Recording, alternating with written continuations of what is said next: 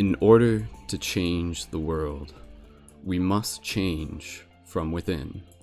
Aloha, multidimensional friends, shifters, dreamers within this holographic matrix. Thank you so much for tuning in once again. My name is Brendon, aka Mystic Spider-Man, Skull Babylon, Skull the Wolf, and you are joining us for another very important Paradigm Shift Central Synergy Circle. Tonight's topic is going to be on the topic of the global climate crisis and consciousness, something that I'm sure a lot of us have been thinking about, and that's what we want to really be able to do here within these broadcasts, is to be able to have conversations relative to what is happening within the collective, things that are important, things that are relative, things that are affecting the world we live in, and also being able to create inspirational discussion to be able to help create awareness about these topics, and also to be able to move forward with positive action, hope, and inspiration. So of course, I am joined here once again by some amazing fellow shifters, some amazing leading members within the Paradigm Shift Central community. So thank you again, fellow leading members. Go ahead and gently unmute your microphone and just make some noise and send some love to all the people who are tuned into this broadcast. So go ahead, just make some. Thank you so much. Awesome, beautiful. Thank you, team. And again, if this is your first time here, we'll just do a quick introduction. And before we even get rolling, for those of you in the YouTube chat, if you can just drop a quick 1111 on the chat to make sure that the audio is okay and confirm that things are rolling perfectly. And for those of you who may be watching on Instagram, make sure you go to my Instagram story, swipe up, and tune in there to be able to watch the full broadcast. And like I said, if this is your first time here, go ahead and just drop a 222 in the comments for those of you watching this live. And for those of you who may not be entirely familiar, ParadigmShiftCentral.com is a real-world project to be able to help assist with the shift in consciousness by being able to bring together people who are creating conscious media, who are leading the shift, who are working on themselves, who are building conscious community, who are going out there, who are taking action. And this is about creating space, sacred digital space. This is a project that serves as a portal to be able to have important discussions that are, again, going to allow us as consciousness to be able to help continue to see more of ourselves, to inspire one another, and most importantly, to be able to practice talking about these discussions, to be able to practice talking about these topics. That's kind of one of the main things that we want to be able to remind people here, is that this is all just practice. And for those of you who are tuning into this on YouTube, you are a part of the conversation as well. So as we get rolling into this very important topic, please feel free to leave your comments, and we'll be keeping an eye on them there to be able to mention them on air as well. And again, for those of you who are watching this on Facebook during the live broadcast, please feel free to jump over to the YouTube at any point so that you can join the discussion in the YouTube chat as well. So we're going to get right into this, and of course a huge thank you to our Patreon supporters for helping make this broadcast possible and more of the evolution within the project. If you enjoy these broadcasts and you like what we are creating as a community, go ahead and support on Patreon with a monthly micro donation where you can get additional perks and rewards, and you can find that down in the info for this video below. And again, be sure to check out more ParadigmShiftCentral.com, subscribe to our newsletter, you can connect with our community, and yeah, let's get right into this discussion. And we'll probably be going for at least probably 90 minutes, maybe 2 hours. So before we get into the discussion, I just want to be able to quickly mention who we have here on the broadcast. Again, my name is Brendon, aka Mystic Spider-Man on Instagram, as many of you know me as. We've got Dan. Dan, go ahead and just like wave. We'll just get everyone to kind of like say hi as we kind of go through this. We've got Arianna. Thank you, Arianna, for joining in. We've got a bunch of familiar faces, so if you guys have been tuning in the past, you'll recognize a lot of these leading members. We've got Louie. Louie, good to see you here. Welcome back, brother. And we've also got Sam, who is just on audio right now, and Sam's been involved in the past in Paradigm Shift Central, so I'm excited for him to be able to be joining us here tonight, and he'll be able to introduce a little bit more about what he's been working on in terms of being able to help create sustainable living situations and eco-village type stuff. And of course, we have also got Erica. So Erica, thank you so much, and anybody there, just give a little wave to Erica. Perfect. All right, awesome. So in terms of this topic, the global climate crisis, this is of course something that, if you're watching this relative to the time that we're recording this broadcast, this is a hot topic. And many of you have probably been paying attention to different posts that people have been sharing. There's a lot of discussion going on, not only just related to the global climate strike, but also to Greta Thunberg and all of the conversations related to just the climate crisis in general, the awareness, the science. And through this discussion, we're going to kind of be, again, just practicing creating space to be able to have these discussions. And we're going to be talking about the main, we're going to kind of break it down into categories in a sense. We're going to be talking about what is the issue, what is the actual issue that we're dealing with here? How do we move forward with positive action and hope? How does this relate to the bigger shift in consciousness? That's a very important theme and something we talk about here in these discussion circles many times before. The idea of being able to see this as a catalyst, a call to action, a call for change. And again, how do we move forward as leaders within our individual communities and in our everyday life? So before we get into all of the discussion, I actually just want to be able to share a quick update, because a big part of my motivation for being able to do this broadcast started a week ago when the global climate strikes began. And these are a week-long series of strike, which again began by Greta. Many of you are familiar with. We'll get a little bit more of an introduction, and that might be something Arianna might be able to tell a little bit more info about. And in London, Ontario, Canada, I attended the local global climate strike, and this was specifically the strike kind of like with the students at the forefront. And this was about being able to get, the younger generation up on the front lines, to be able to have them help practicing in acts of civil disobedience, to be able to help practice sharing their voice, and also to be able to practice connecting with community. And so I am in the process right now of actually editing together a video of the rally, of the march, where I went around, I interviewed different people, I approached it from my gonzo journalism style. Many of you seen my rally videos before.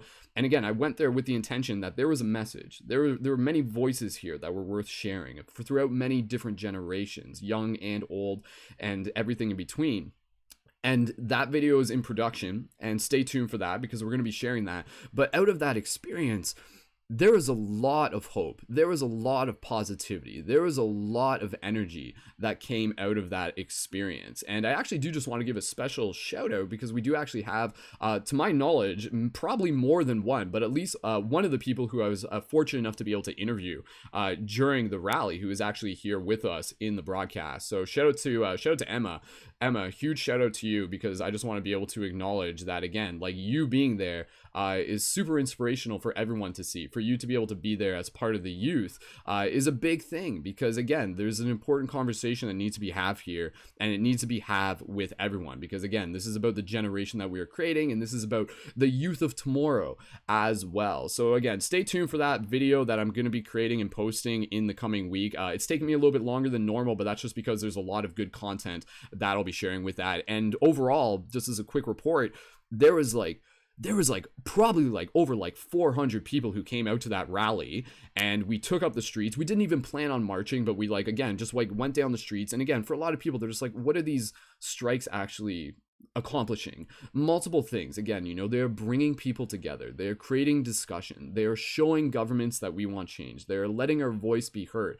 They're helping people practice in acts of civil disobedience, and they're just helping educate people as well. It's the discussions that continue to come out of that, such as this one here. And again, also being able to focus on the hope. Where's the hope in this? And that was part of the discussion that I was talking to people about, and we'll get more a little bit into that specific topic as we roll through in this broadcast. So again, the global climate strikes, those have been happening all over the world. And at the time of this broadcast, September 26th, there's actually going to be another big strike tomorrow. And this is again going to be a global thing. I know Greta is going to be in Montreal, Canada, as well. And for any of you in London, Ontario, Canada, meet at City Hall on Friday, September 27th at 2 p.m. if you would like to be able to be involved with that strike. And again, to be able to just experience the energy of it, to essentially, it's a wave of people who show that they care. And that's kind of like the big message that is coming through here, is that yes, there is a crisis, but out of this, there are people rising. There are voices coming to the forefront. People are showing that they care, and there's a lot of inspiration that is coming out of this. So I'm going to start passing the talking stick around, and I actually want to be able to pass it over to Arianna, if that's cool with you. Arianna, give me a thumbs up if we can do that. So again, let's just kind of take a step back, and we'll just talk about, what is the issue? What is the global climate crisis? And again, there's there's a lot of people online right now, and there's a lot of different opinions. There's a lot of different information that's kind of going around. And even for myself, I admit that there's probably a lot of things that I'm not fully educated on, but that's okay, because that was part of the reason why I actually wanted to be able to have this broadcast in the first place, because I'm here to be educated as well. I'm here to be able to learn from the other leading members and the people in the chat here as well about this very important topic that, again, affects all of us. And again, focusing on the theme of being able to see this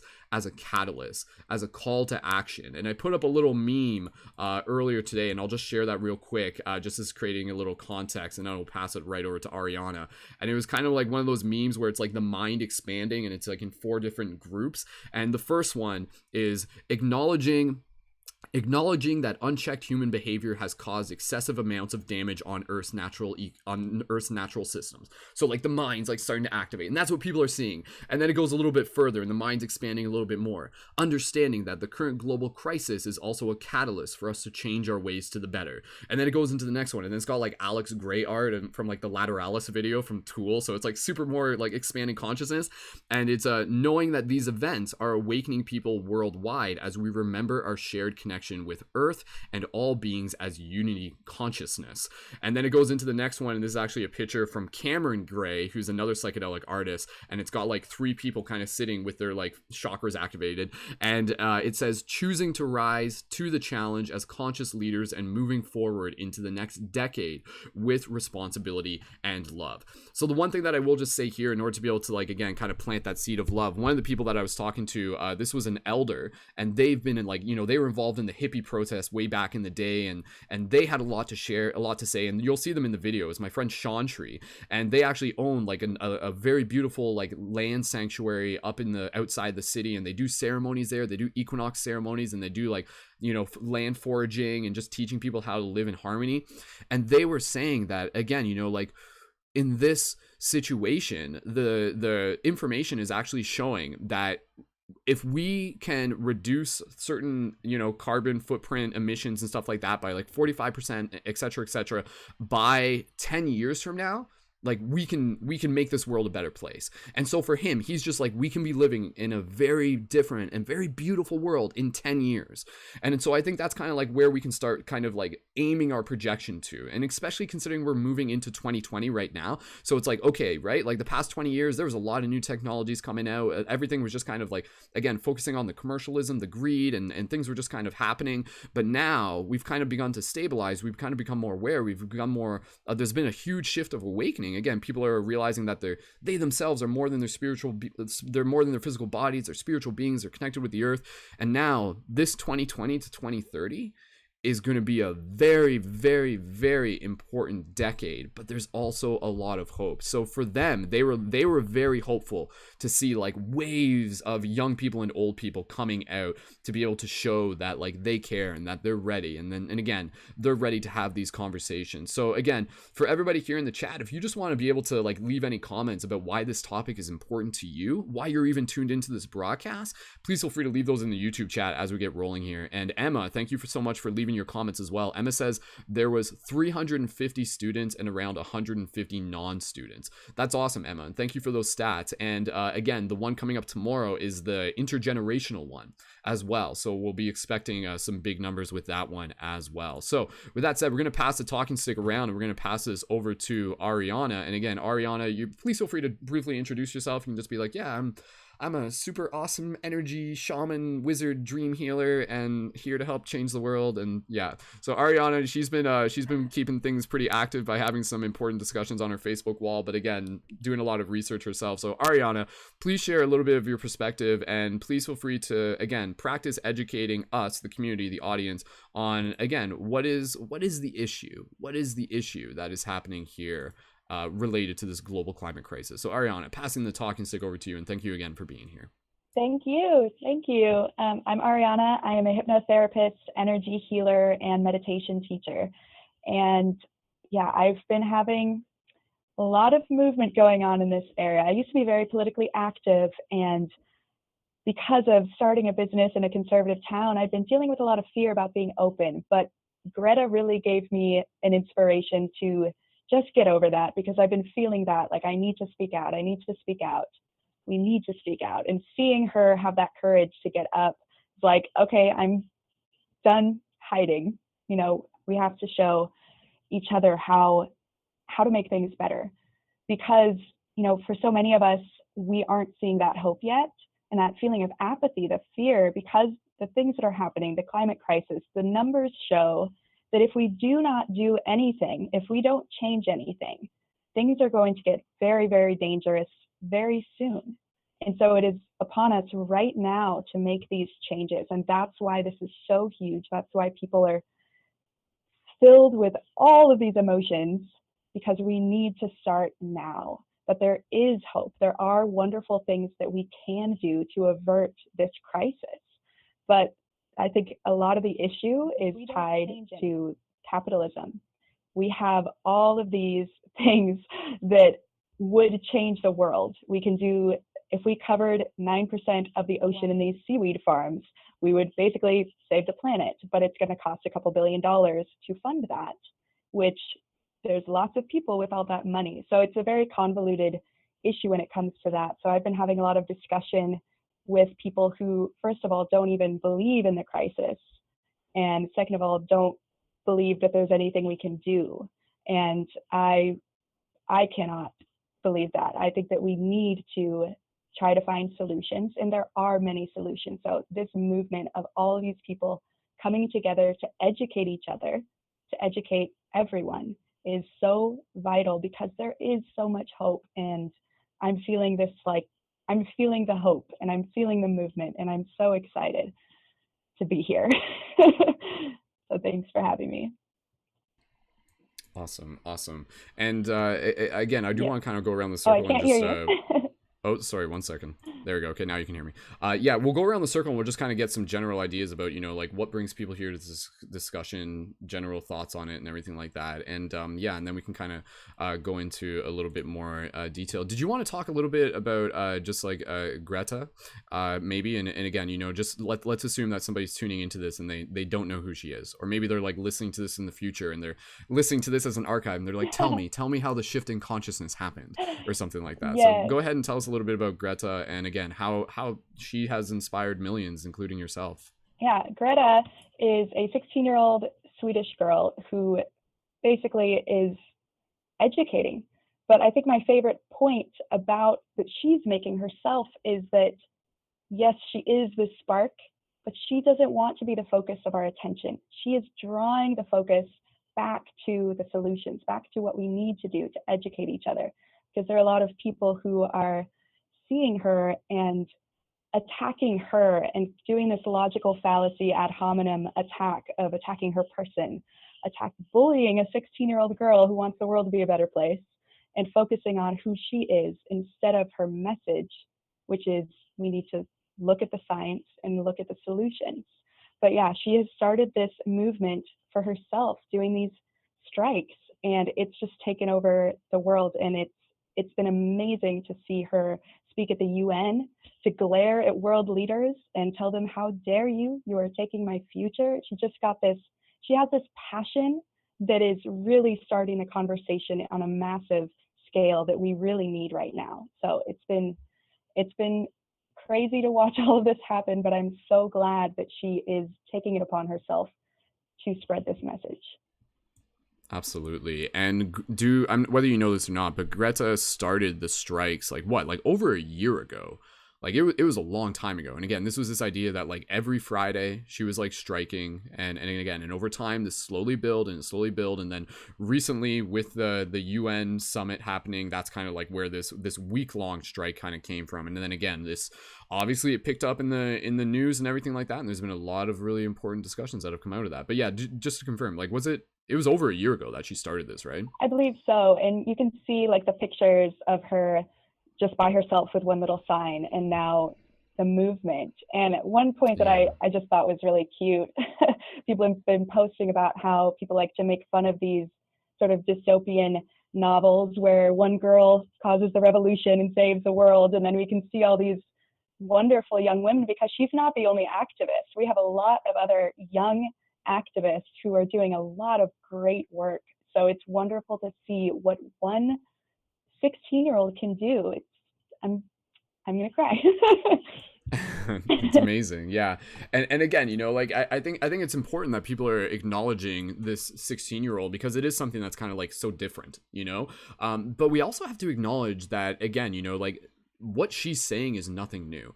And I think, like, for myself growing up, for me, one of the people that I always thought about in terms of activism, and I'm sure a lot of people will be like, oh yeah, I forgot about that guy, is David Suzuki. Like David Suzuki, he's a Canadian. Like, he's like lived in, he lived in Ontario. I think he lived in London, Ontario, like, which is where we are and stuff like that, for a while, and they lived on the West Coast and everything. But again, like, that's the thing. Like, a lot of people are just going to be like, oh, like, it's weird to see people just trying to sort of deny the quote unquote science.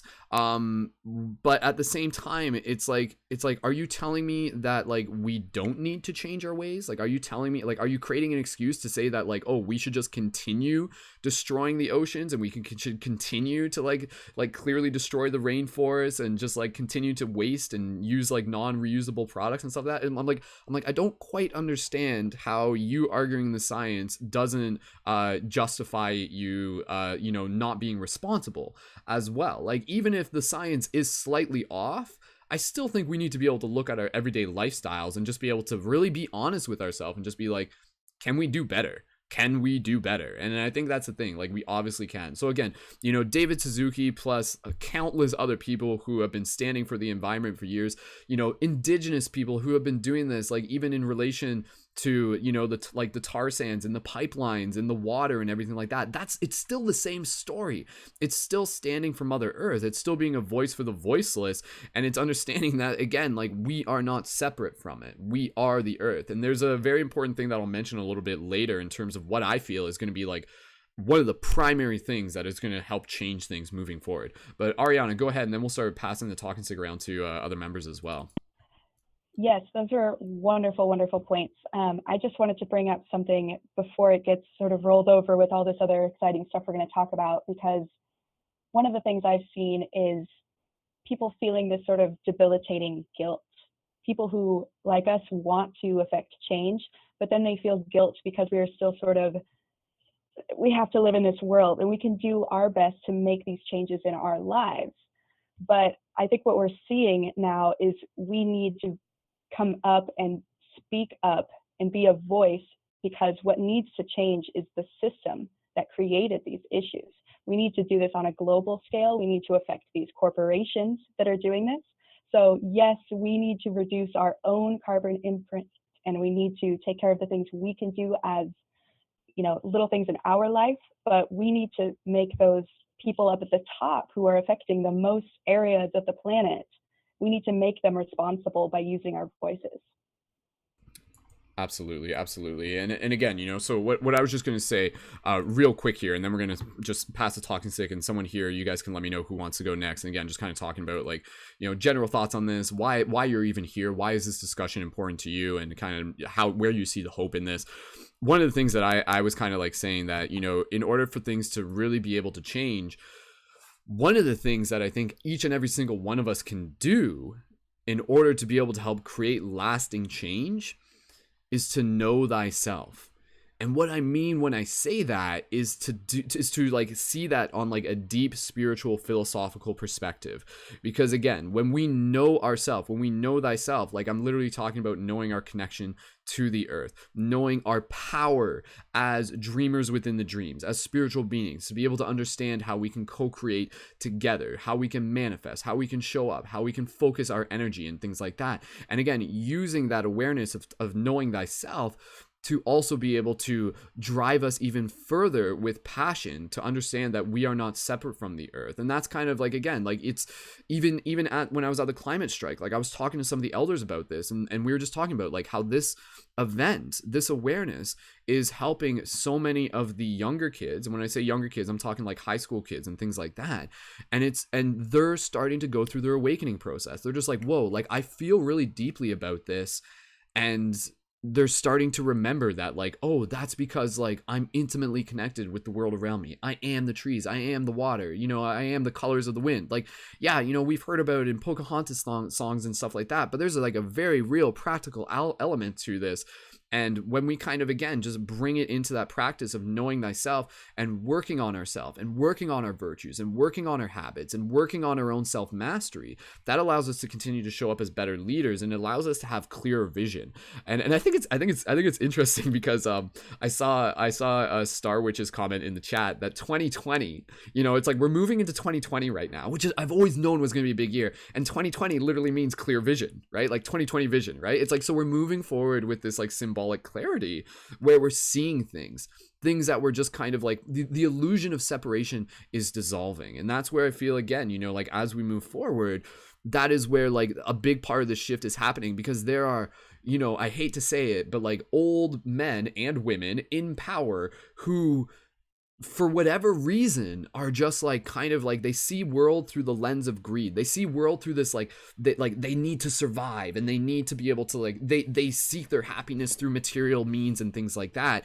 And that is the old way. And we need to be able to see it from the new way. And the new way is to be able to like be aware of how our actions affect things, to take responsibility, to walk with our feet on the earth, to commune with the spirits, to commune with the trees, and to do this in a way that's not just going to like help make the life better for the generations to come, but it's going to enrich our experience. Because if we were to just sit there and do nothing, like, yeah, that might be quote unquote easier, but there will be a part of you that will just like be like, this, like it hurts to sit here and do nothing. There's a part of you that is just like, again, this is a call to action. This is the earth, like actually, again, like this is what I was talking to the elders about this. They were kind of just like, they were seeing this from like the very big picture, where they were just like, it's gonna be okay, like we're gonna make it. Like they were saying this, like we're gonna make it. But when it comes to consciousness, we kind of have to go through this story of like knowing that there's a risk, knowing that there's a possibility that we might not. Because if we were to just know, hey, it's okay, you're going to make it, then we would get lazy again. So we need that immediacy. We need to be on that precipice. We need to be able to be in that danger zone, so to speak, in order to be able to just like continue to move forward, continue to take action. But again, this is in the same way, in the same way we look at our individual lives, and I know we talk about this all the time, and we're even talking about this even with the rainforest and everything like that. You look at things and these crises occur within our individual lives. We've all experienced this, and we're just like, oh my God, this is the worst thing ever. This is the worst thing ever. Flash forward a few months down the line, and you're just like, oh my God, that helped me grow so much, and I wouldn't be who I am today if it wasn't for that catalyst, if it wasn't for that crisis. So let's see that from the bigger perspective of the earth as being like, a collective consciousness, and kind of seeing forward where instead of with us it might be months, for the earth it's going to be years, but it's still going to serve this similar model where, again, like it's us coming into more of our self-awareness, more into our sovereignty, more into our cosmic citizenship. And so we're going to start passing the talk and stick around again, because I know a lot of people here. Again, I just want to invite you to practice talking about this. Emma, I'm going to read some of your comments on the YouTube chat. So Emma, anything that you want to say in the YouTube chat, like type that with the intention of me being able to read it on screen.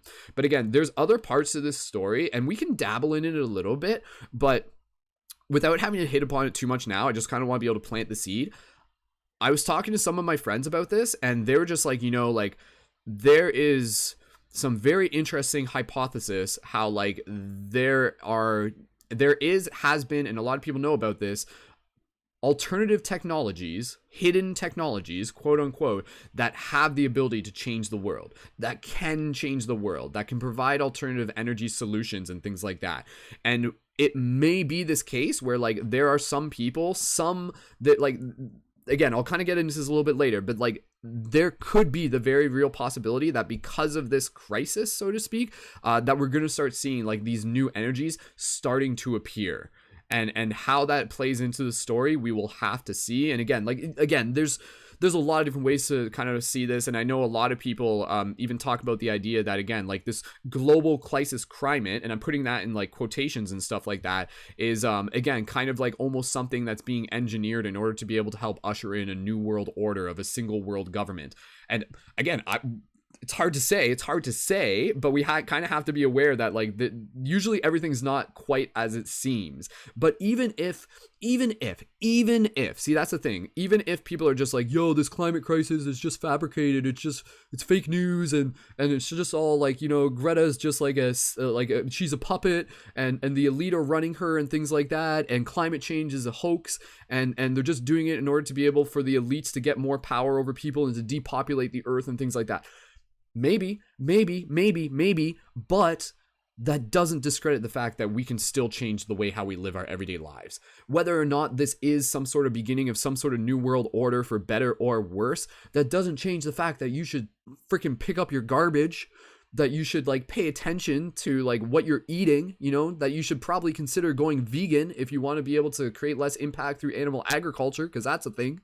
And again, so like don't pay attention to where you're putting your energy. For everybody here, pay attention to where you're putting your energy and try not to get sucked into the abysses of certain theories. Because again, it's the internet, man. Like, it's the internet. Like, everything on the internet, you have to take it with a grain of salt. And it's kind of like this hologram where there could be multiple truths in a sense. So ultimately, without having to get too distracted by all the information and all the stories and all the arguments and all the backlash that's happening around out there, regardless, don't let that distract you from taking responsibility for how you live your life, and live your life in a way that is honest and true to your heart and your connection with the earth as you continue to show up as a leader. Regardless of the conspiracies and things like that, we need to show up with integrity. So that is like kind of like my message and stuff like that. So very, we have to be aware of where we're putting our focus, where we're putting our energy, and making sure it's not distracting us from showing up where we need to within our everyday lives, within our communities. Think globally, act locally, and again, know thyself. So that's a little bit of my inspiration. Again, you know, regardless of what's happening, it begins with you. Use this as a catalyst to just be like, yeah, you know, like I want to be able to like lead by example.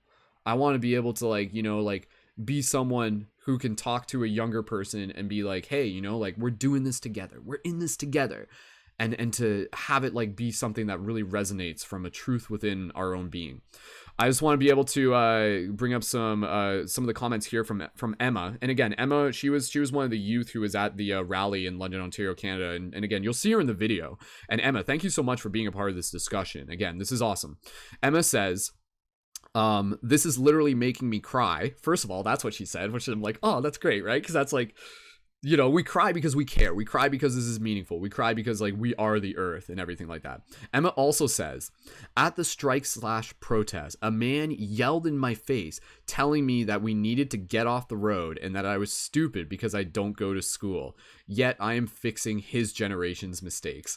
Interesting, right? So it's like this is bringing up so much stuff within like our internal being and things like that, and it's and I feel like more strength to the people who are kind of like having to learn how to be able to deflect some of this backlash without taking it personally. You know, stand for what you believe in. Don't let the naysayers stop you from doing what you're doing, right? Like if you were an artist and you're like doing something that's important to you and someone's like, that's stupid, stop doing it, would you listen to them? Like you don't have to. It's kind of like Buddha, you know, like Buddha has this message where someone like shows up and they like give you hate, but you don't have to receive it. It's just like, no, like that's okay. Like that's your hate. Like hold on to that. But like how we choose to receive it is important. So there's like a little bit of social alchemy that's going on here. That's only making us stronger. So Emma, I definitely see that. And Emma puts the heart sign with the flexi muscle there. So she also says we must focus on matters, and what matters is fixing the problem. Therefore, we must focus on the solution.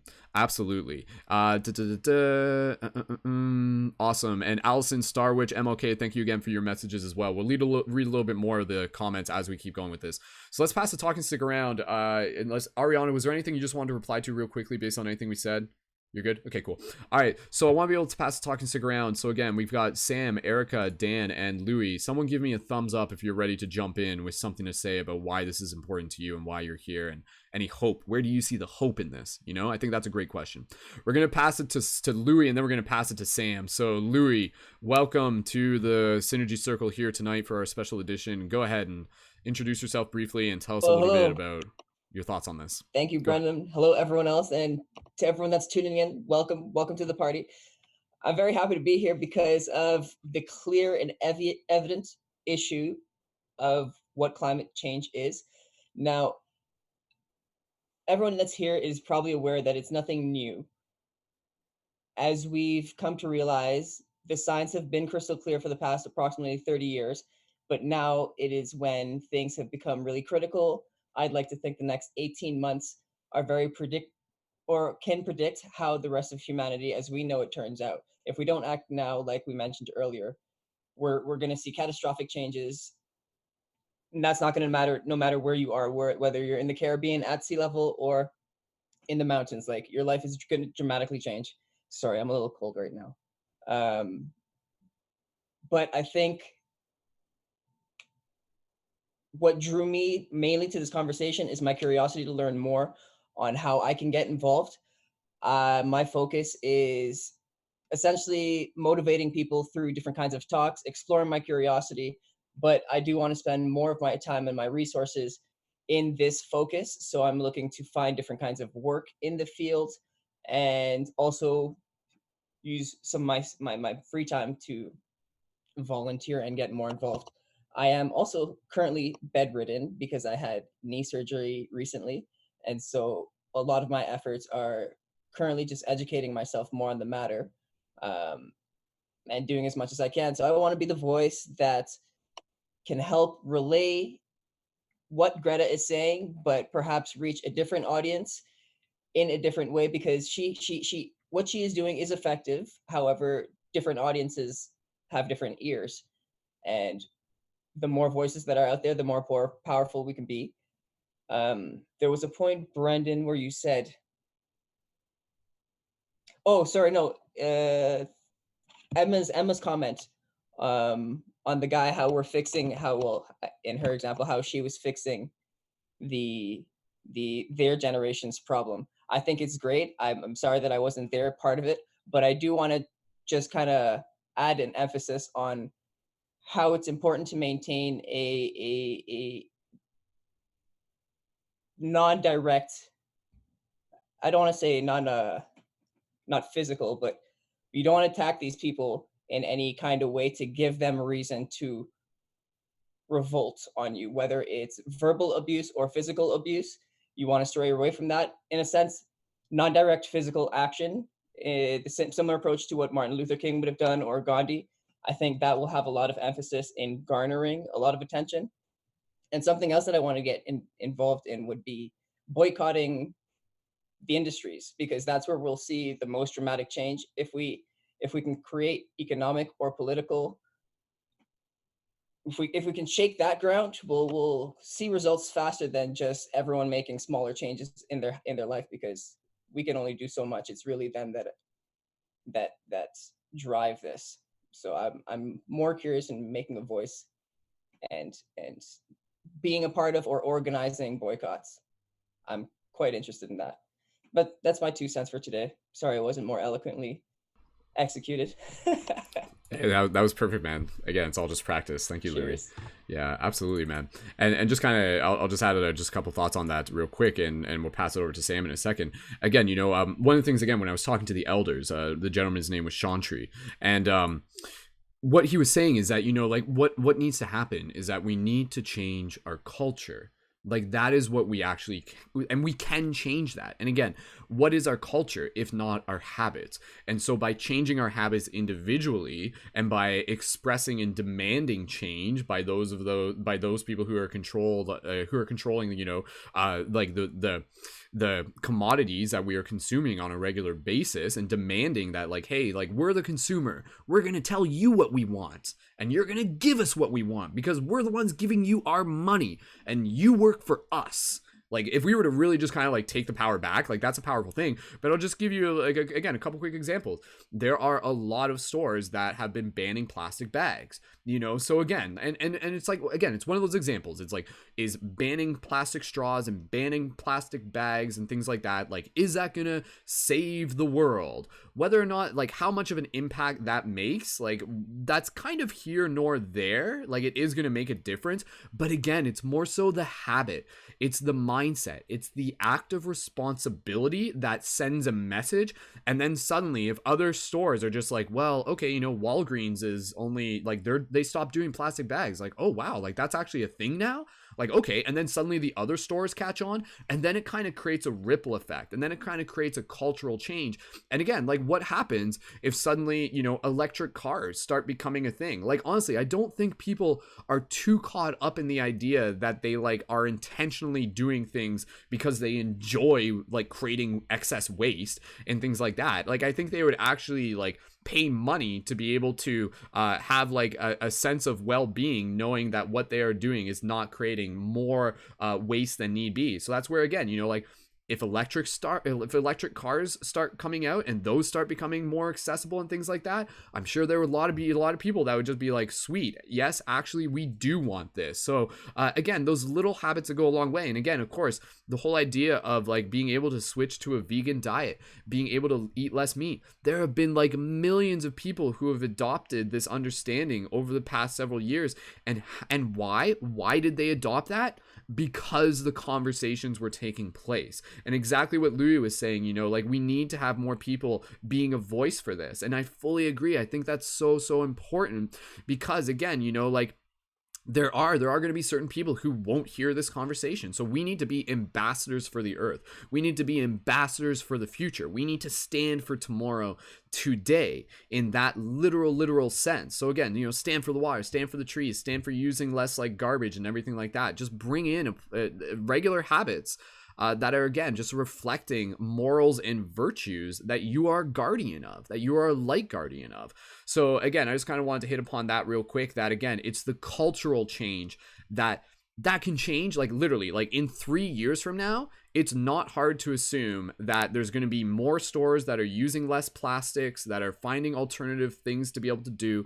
And there's going to start being a lot more innovations. Like that's another thing that we need. We need to start funding more innovative research to be able to find alternative resources and alternative energies, and also like ways to be able to help clean up the environment. And another simple thing that I'll just mention right here, very simply, you know, like one of the things, it's like, oh, okay, how do we reduce the CO2?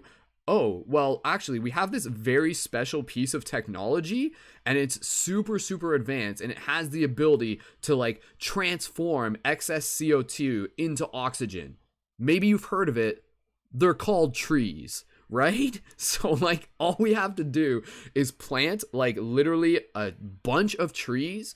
And if we were to focus on this, if we were to just like, again, if Leonardo DiCaprio or someone were to just like start like paying a bunch of people to start planting trees, that would actually create like a positive impact. That would be able to create like a very like beneficial change. And again, it's not even just because, again, some people just say like, oh, well, the earth is just heating up regardless, and maybe a climate change isn't actually a thing or something like that. Maybe like it's not the humans that are causing this, and maybe the ice is just melting because that's what's happening every couple thousand years within the earth's cycle and things like that. Regardless, it still creates the important message of being able to do things that are important to develop an intimate and meaningful relationship between ourselves and our environment. I don't care whether or not a million trees will or will not actually affect climate change based on whether or not climate change is quote unquote real or not. It's still something we should be doing. We don't need like an excuse to do it. We should be doing it just to be able to, again, like make up for the fact that like we are chopping trees down like by like 3 foot. By the time this broadcast is done, there will be 90 football fields of trees that have been cut down. Again, that's an arbitrary statistic, but you get the point.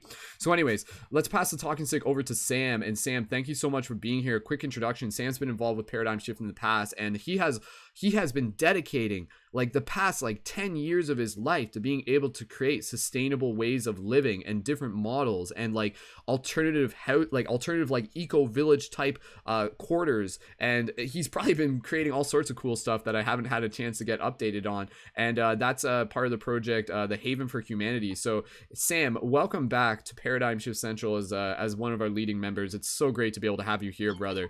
And passing the talking stick over to you, go ahead, introduce yourself and share us a few perspectives on this topic from where you. Thank you very much, Brendon. I just want to say thank you for keeping this going and building the community. It's really like amazing to watch it grow and watch you grow at the same time. And all of us get better at this. So yeah, I guess Haven for Humanity is the name of our nonprofit organization. We started it back in 2015, basically trying to teach people about everything that we're all talking about right now. Um, the idea being that our lives right now are very disintegrated, where we all have clothing, we all have shoes, we all have a toilet in our house. There's a lot of things that are just like kind of on default, on autopilot, and that's where a lot of our carbon emissions and things are going, are really not on like like gasoline being poured out of the vehicle. That's like one very that's one very one-to-one type of scenario. But there's every little thing that we purchase, every dollar that we spend really goes to um, making decisions that affect our future, supply and demand, business decisions. It's all it's all business at the end of the day. So uh, to me,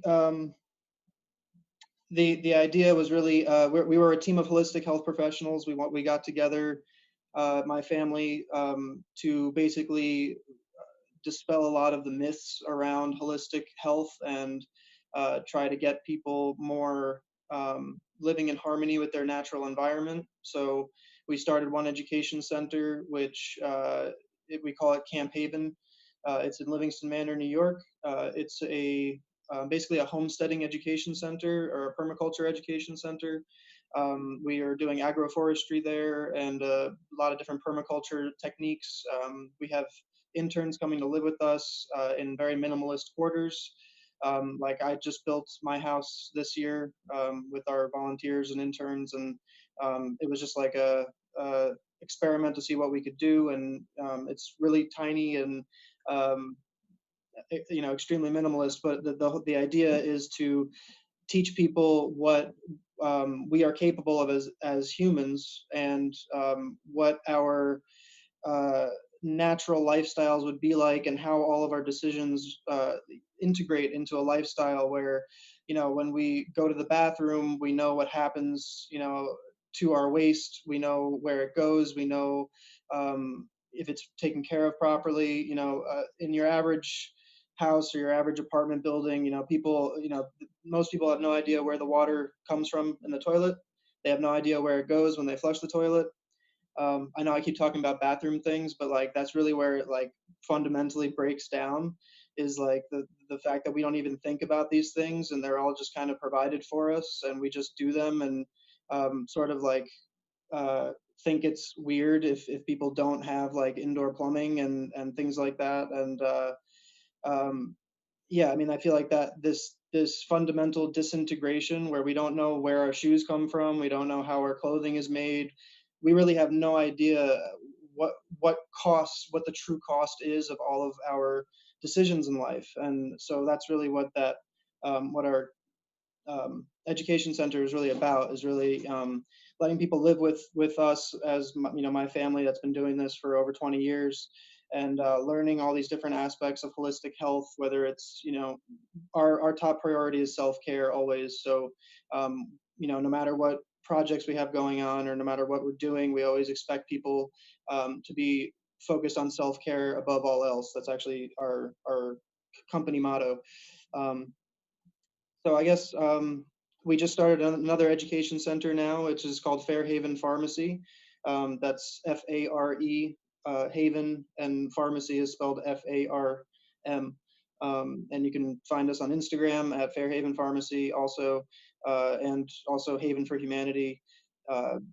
So Fairhaven is basically a market and juice bar, where we are sort of, the idea is to do an education hidden in plain sight model, so that we are injecting education into people's lives where they spend most of their time and where they shop normally. And we're not trying to make people feel like they're going to school, but make it more like, more trendy and more just uh, uh, I guess, just attractive to learn about health and learn about our decisions and how these different things affect us.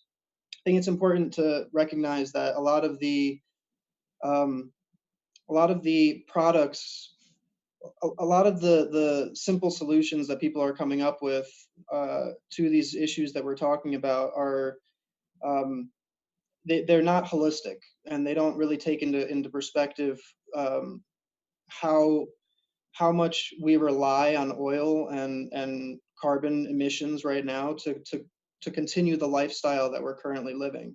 Like, I heard some nurses talking in a podcast, and they were saying that, there's a big push right now to make plastic straws illegal altogether, to ban plastic straws, and how many of their patients would have to be taken off life support and would just have to die because they rely on plastic straws for their care and their survival. And when you really think about that and multiply that across the entire globe and think about how many people are really relying on it, everything from car tires to the soles on our shoes, like just the ability to transport things from one part of the world to another. We all use Amazon.com and get things delivered to us, and that's things like that are really um, you know airplanes are using way more gasoline than our cars are, and so yeah, it's hard to make really holistic decisions and say that we have simple solutions to anything, when our world has become so disintegrated, and we really don't know how everything is connected to everything else anymore. But like you're saying, when it really comes down to it, we are the ones that matter, and that's why we develop these education centers based around self-care above all else, because once people realize that you can be so selfish that that's how you become selfless. It's the idea that we can really work on ourselves and focus on ourselves as much as possible, to the point where we are overflowing with abundance and we just want to give back. And that's a studied thing, where we know that humans generally, barring any sort of like psychological disorders that some people may have, are very giving and loving and caring people. And when we have everything taken care of in our lives, the natural thing to do is just to go and try to take care of other people's issues and try to take care of other people's problems. um, which reminds me of a Zen koan, which basically says the do-gooders are the biggest troublemakers. um, you know that understanding that, like, the rash decision making, the idea that there are many simple solutions and we can just jump on the bandwagon of one of them and follow it through to the end, and it's going to solve everything. Like, that perspective is very it's very rash. And even Gandhi talked about, with any activism, self-cleansing, self-purification is the first step. We really can't even perceive the world properly if we're going through our own pain and our own suffering. um, so yeah, I guess the only other thing I really wanted to say was that I really don't believe that there's like the media is always trying to trying to push some sort of good versus evil narrative that's going on in the world. Like, even though we know that that's not that from an adult perspective, we know that that's not really what's happening. That the world is gray, but everything is like, we're still reminded of superheroes all the time. Even as adults, we're still reminded of this narrative of good versus evil, of us versus them.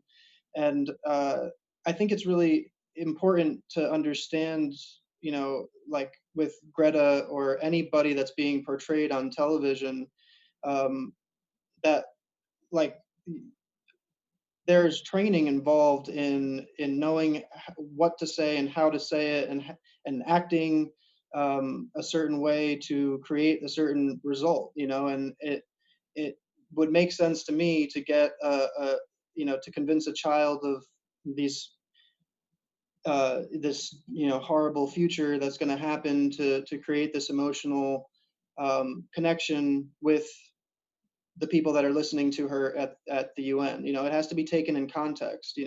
She's the the people that are saying it's over dramatized and it's not true, it's like, yeah, well, maybe it is over dramatized, maybe, but that's not the point, is to over dramatize it. Like Martin Luther King talked about that concept all the time, that you have to bring more drama to the situation to really point it out, so that so you get media attention, so people start taking notice.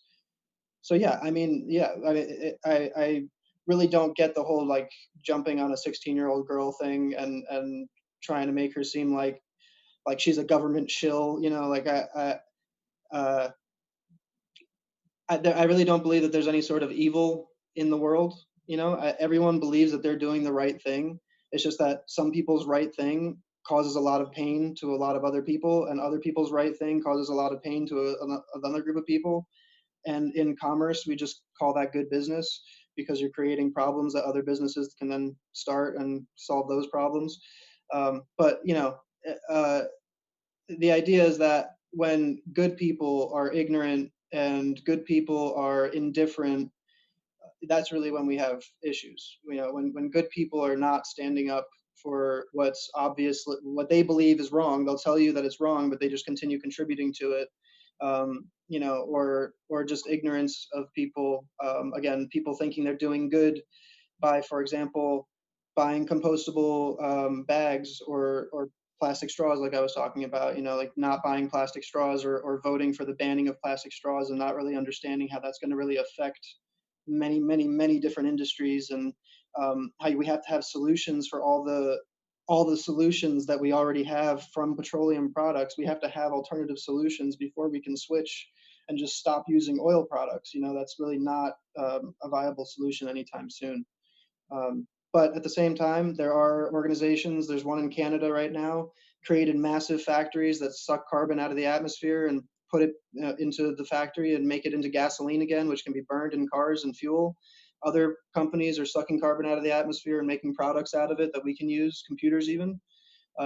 So I mean, like the solutions have been coming out for decades now. It's just they don't get media attention, not as much as the fear does.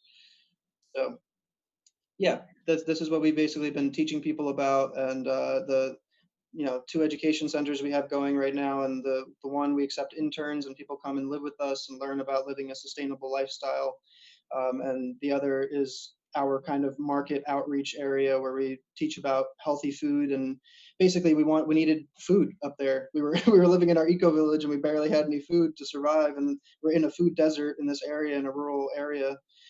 So we decided to start our charity food program, where we sell everything at cost. We buy local organic produce from local farmers and sell everything at cost. And yeah, so it's basically just this understanding that when we live minimalist lifestyles and our expenses are almost nothing, every penny we get can get reinvested into helping the community, and into really what we focus on is education first, because that's really, if we can educate the youth and growing up knowing this stuff, it's going to be a lot easier to convince people later on. So that's a little bit what I've been working on. Thanks for the microphone.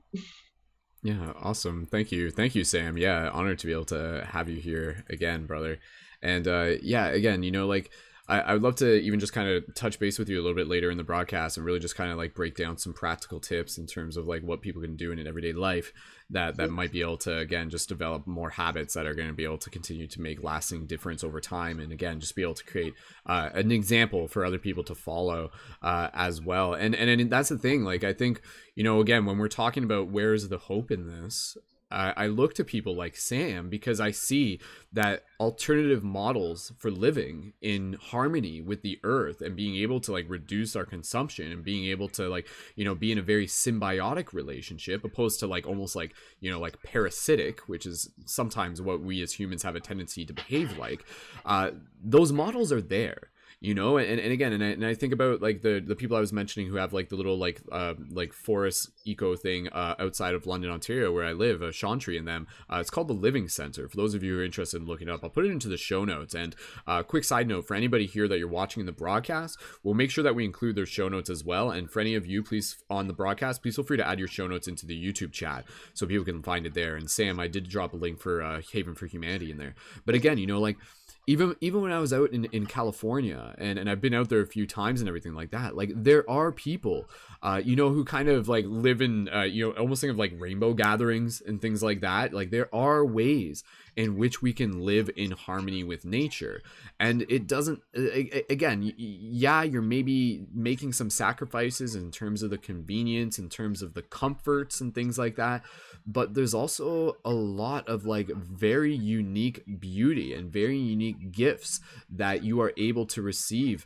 through that relationship. And again, it's things as simple as the fact that in today's day and age, most people don't even know where their food comes from. Like most people are not gardening. Most people don't even know how to garden and things like that. So everything is just kind of, again, looking back to how we can change our habits, but there are ways for us to be able to live in harmony with nature. Even just thinking back on, again, different times, different contexts and things like that. But, you look back on Aboriginal cultures and Native cultures, we can learn so much from them. Just again, and again, I think a lot of it also has to do, the motivation for it is sparked relative to a deep understanding of our like spiritual connection with the earth. Once that is kind of nurtured, and once that is kind of awakened, and once that story is brought to the forefront for more people to be a part of, it changes the way we see things. And one of the things I was going to mention, or actually let me just mention a couple things in the chat, and then I want to mention one more thing, and then we're going to pass it around. And if anybody else wants to jump in based on what Sam said, and Sam, again, we're just kind of like, anybody who wants to jump in at any point, you're welcome to. I was asking people in the YouTube chat, I asked, like list some alternative technologies and resources to current models that, that we currently have. And people are talking about like Benny G. He says linen was once a non-rotting polymer like plastic. Maybe we could speed up the process of rotting like via genetic engineering, like genetically engineered fungus. That's something that I've definitely heard a lot about. Again, using nature's natural ability to be able to like transform plastics into I'm not exactly sure how it works, but I know like there's this talk about using like mushroom technology to be able to like basically like turn plastic into, I don't know, like some sort of like natural enzyme that can just kind of like dissolve back into the earth. Again, there's still stuff in here that I admit I'm not like fully educated on it, but I know like you see posts coming up through Reddit and stuff like that every now and then, and you hear these little things. They're just like, whoa, like there's technology out there. Like there is technology out there to be able to clean the ocean, like there is technology out there to be able to eliminate fossil fuels, and it's just like not really on the mainstream just yet. Another thing that we can look at is wind energy, solar energy. Again, like these are obvious. These have been around for a while. And again, I think things like that would be great to just be able to start seeing more of. And again, even just when you look at the idea that way back in the day when, cars were just starting to become like a common thing, there were models for cars that were running off water. Like that were running off of, again, there were electric cars like way back in like the 50s and things like that. But again, it came down to money and things, and that's why we ended up with the economy that we have today. Starwitch talking about, I've seen a prototype of roads that are made with solar panels. Beautiful. That's a really cool idea there as well. Yeah, again, like magnetic highways and things like that could be a really cool thing. Like imagine an entire highway system that's based on like solar panels and magnets, that's like not producing any excess waste, or very minimal at least, and there's people getting to and from places. And again, that's like just like an alternative means. Like when you think about, just like, okay, what alternative methods are out there? Just like imagine the most like futuristic utopian city, and just kind of imagine that and realize that anything that you're imagining there probably is like in some ways relatively doable as well. And even things that we're seeing in today's day and age with alternative transportation methods, such as encouraging bike lanes, like that's a great thing as well. Or one of the things that was actually coming up in the rally where we were was the idea of like being able to introduce free bus passes, or just free bus public transportation, right? Like just to be able to encourage, or whether it be specifically for students or for otherwise, to be able to encourage people to be able to use local bus transportation instead of, again, we see that before, right? Like how many people drive to work with only one person in a car, right? I'm sure you've all seen that diagram, and if we could all carpool and stuff like that, it would reduce emissions by a heck of a ton. And a lot of people, they think they're like, but would it really make a difference? Like, would it really make a difference and things like that? But honestly, look at places like India, where they have like excess amount of air pollution, and there are people that have a hard time even living there. Like, honestly, I'm sure if any of us were to go live there, we probably would suffer. We would probably like just like get like, you know, it would like build up in our lungs, and we wouldn't be adjusted to it. And if some of us have like respiratory problems to begin with, like it would not actually be a livable climate for us to be able to exist in. Other things Emma is talking about in the comments, she says it's hard to avoid plastics and styrofoams, etc., because that's our only option for necessary products we all use on the daily. So again, yeah, like what happens when we start finding alternatives to plastics, or again, just start using more reusables? Again, that's why I think it's great. Like, what if everyone just carried like a little package that has like a, you know, reusable knife and fork in it and things like that, you know? Like that's a simple thing that we could all do, and then we just kind of like rinse that and stuff like that. MLK also talking about the human cost, being able to reduce sweatshops need to end. Absolutely, right? Like there's so much stuff going on. Talking about hemp actually is definitely something that I think we could be seeing more of in the near future for like alternative, again, just being able to create things out of hemp. Hemp is a very versatile resource to be able to use. Emma says the thing is that no one cares when it comes where it comes from. And then she also says we have two homes to take care of, our body and the planet, which again I think is absolutely very wise. So thank you, Emma, for sharing that as well. Just reading a couple comments here. MLK says we need a culture with good ideas based on love, and we can flip the world to one of more of healing. Again, you know, I think I've kind of talked about this before, but when we kind of like focus on like listening to our heart and listening to like the wisdom of the earth speaking through us, I think when we do that, alternative solutions will actually begin to reveal themselves over time. So there are actually ideas that are kind of like there, but we can't actually see them yet because we're seeing it through a lens of disconnection, or we're also seeing it through a lens of like too much stress and too much fear as well. And this was actually something that I wanted to talk about because it was something that like I was observing even when I saw Greta's talk. You know, like I acknowledge the fact that I'm like, yes, like, you know, like the fact that she is up there, the fact that she is saying what needs to be said is super, super important. But at the same time, there was a part of it where I was listening to it and I'm like, there's kind of like a double, there's kind of two sides to this. And the fact that like Greta and a lot of other people are very much embodying this like stressed energy, this very stressful energy. And again, not to say that that doesn't serve a purpose, but it's not something that we want to stay in. And so I think for anybody here, I think we need to be able to adopt this mindset of being able to know that we can care about the world and we can be aware of things without having to overly stress about it, and being able to make sure that we're taking care of ourselves, going out, spending time in nature, decompressing, and again just focusing on the optimism, focusing on the hope, without having to kind of just like be in this state where it's just like, oh my god, this is the end, this is the end, this is the end. There's kind of like two stories that you can kind of live in, but understand that when you are in that place of stress, it actually kind of like prevents you from being able to again see alternative solutions or be able to show up in a way that's going to be even more serving to people. Like what would happen even with like the way Greta was saying things, you know, if I was Greta, if I was in that situation, I would almost think of it in the same way of like, you know, okay, if I'm talking to the UN leaders and stuff like that, yes, you want to get a point across, and Sam's actually absolutely right that you need to be able to like, you know, dramatize things. And I agree, there's a purpose to that. But at the same time, for any of us that have, you know, been in sort of, you know, circumstances where we're trying to hold space for someone, how often does it work to shame them? You know, how often does shaming them actually like help them change their ways? Absolutely, it will bring the reality to the surface, and they'll be like, oh my god, this is how people feel about my behavior. Like, okay, maybe I do need to change and things like that. But at the same time, can we as a collective be able to, in a way, still be able to like make sure that we are supporting those who are in control with love, instead of just kind of being like, oh, like we freaking hate you, we hate you so much, why aren't you doing this, we hate you. Instead, it's just gonna I think what can be also useful, it's a balance of both, is this idea of just being able to be like, hey, like we see you and we're on the same team as you and we want to work alongside you, and let's focus on moving forward. The past is the past. And again, it's this idea, and I've said this before, but we need to really be able to understand that it's not us versus them.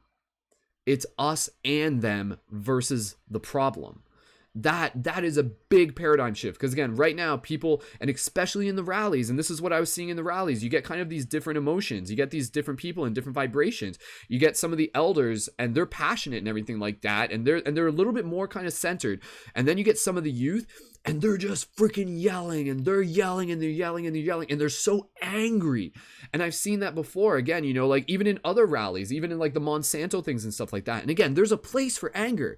Anger is a very powerful expression, but we have to make sure that we're not just staying there. You know, we want to be able to kind of tap into it, to be able to like amplify the message that we're sharing and show people that our anger is also love as well. You know, we are angry because we care. We are passionate because we care. We are stressed because we care. So let's focus on being able to like bring it back to being able to make sure that that is the message we embody. Because again, you know, like how many people have been convinced to go vegan because someone shamed them into going vegan? Like that's, again, a lot of people, if that happens, and I think that's what's happening with a lot of the climate stuff. And Arianna, we were kind of talking about this, like a lot of you know, like the people are getting triggered by Greta because it's like putting them in a situation where they're having to see themselves, but they feel like they're being attacked. They're like, how dare you tell me how I should live my life? How dare you? And things like that. So instead of like focusing on like attacking each other and shaming each other and everything like that, let's just acknowledge the problem, but also acknowledge that the problem is the solution by being able to help create the conversations to be able to say like, hey, this is something that we need to change. And if we're smart enough to know that if we continue these habits, this is the outcome. And then to be able to focus on the solution and to be able to bring more peace, less stress into our being, so that we can have the 2020 clarity to be able to see the wisdom in which these solutions can arise. So if that makes sense, just drop some 1111s in the comment, because again, I think like that is such a powerful thing to just be able to like make sure that we are aware of like how our involvement with this is affecting us, and we don't burn ourselves out, right? How many activists have talked about this? They would show up to rallies, they get super into it, and then they would burn out. So as activists, we need to be able to play the long game here. And again, that means we need to be very aware of how we are putting out our energy and how we are sending our message and how our message is being received. And instead of just like being like, this is the problem, everyone, you're the problem. Instead, let's invite people to be a part of the solution. Let's make it fun. Let's make it playful. Like, can we actually do that? Like, this is a question I'm kind of asking myself. Can we make it playful to be able to be involved with a way of being able to help make the world a better place? And I think it can be happening. Again, especially if you think about the youth, you know, you think about like programs with youth to be like, yeah, let's go into the garden. Let's have fun. Let's learn about the earth. Let's go hug trees. Let's spend in time, like connecting with nature.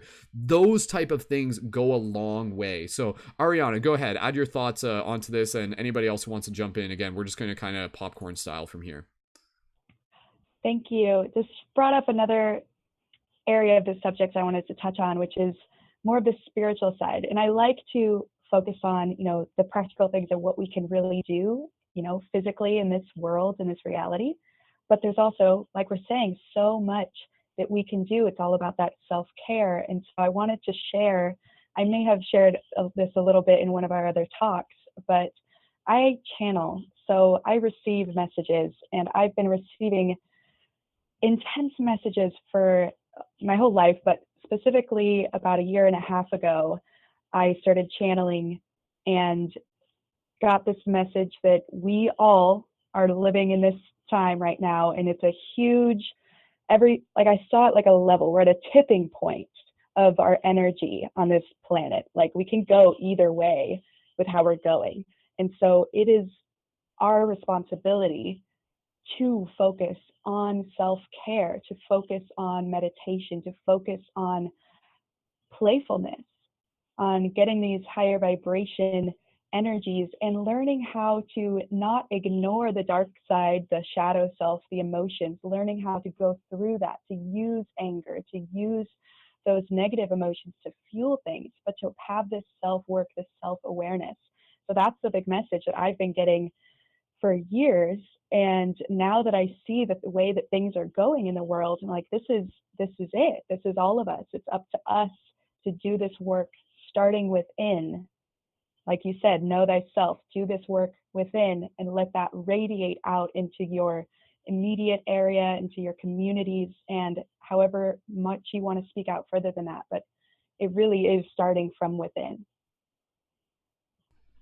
So Awesome. thank you. Thank you. Yeah, thank you, Arianna. Yeah, no, and it's exciting. And again, I think kind of like you said, like there's levels to the story here, and people are going to see it kind of like based on where their consciousness is at, and that's okay. Like that's not like a judgment thing. It's just kind of like a reality and things like that. And again, people are going to see this as a very like, the physical aspect of it. And then people might see it from the conspiratorial side, because that's kind of like how they're conditioned to see things and everything like that. And everything's got some conspiracy behind it and things like that. And then there's kind of like this higher level that, again, like this is consciousness doing what it can to be able to help wake itself up. This is actually, and we talked about this even with the Amazon thing, this is actually like the earth almost kind of like, in a sense, like sacrificing a part of itself in order to be able to help make us care. Like, again, like it's one of those things where it's like, this is just kind of like a very broad example, and I apologize if it's like kind of specific. Say you're like kind of like living with your parents, and you're just kind of living with them, and you're just kind of there every day, and maybe you kind of ignore them, and they're just kind of there, and maybe sometimes they kind of bug you, and they're a presence, and then suddenly like they get sick or something like that, and you're just like, oh my god, like it was only in that moment that once they kind of like, I realized that this is like a very, maybe they won't be here forever, maybe they won't be here every single day, and suddenly I'm just like, oh my god, like I forgot.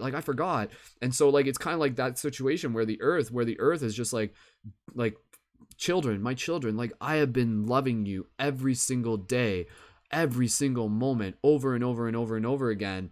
And as part of the story, in order for you to be able to know that this is the truth, like I'm gonna put myself in a place of danger, because this is the story, because this was inevitable, this was always going to happen, there was no way in which this wasn't going to happen. But in this happening, I want this to be an opportunity for you to not live in regrets, for you to not live in a place of what if, but instead to love me now, as much as you always had, and show me that you love me, and be here with me now, and hold my hand, and be present with me, and the future will be whatever it is. Like that's kind of like what I see like within this bigger shift in consciousness. And that's where, again, like some people will say like, oh, even from a conspiratorial level, to say like this is by design, but we have to remember that even any of those conspiracies are still part of the design of higher consciousness, putting a lot of air quotes in there and stuff like that. So again, like even all of the quote unquote conspiracies, that's still consciousness, kind of like playing this long game in terms of what's happening and stuff like that. But one of the things I was just going to say real quick, because I was talking to one of my friends, and he's got some interesting perspectives. He's like kind of connected with some people, and he's kind of got some ideas, so that's why I went out of my way to ask him. But he said, and take this as a grain of salt, I just want everybody here to take this with a grain of salt, and then we're just gonna keep passing talking around, and there's some comments in the chat I want to be able to acknowledge too. He says, there is an ongoing war between the elites. Basically, people who feel they ought to be in control of the planet have been fighting for a really long time. So when there's a world event that may seem bizarre, it's usually one side or the other weaponizing the media or political spectrum. It comes off as almost schizophrenic because neither one has had the upper hand. And then he also talks, actually, is there another part here? I'm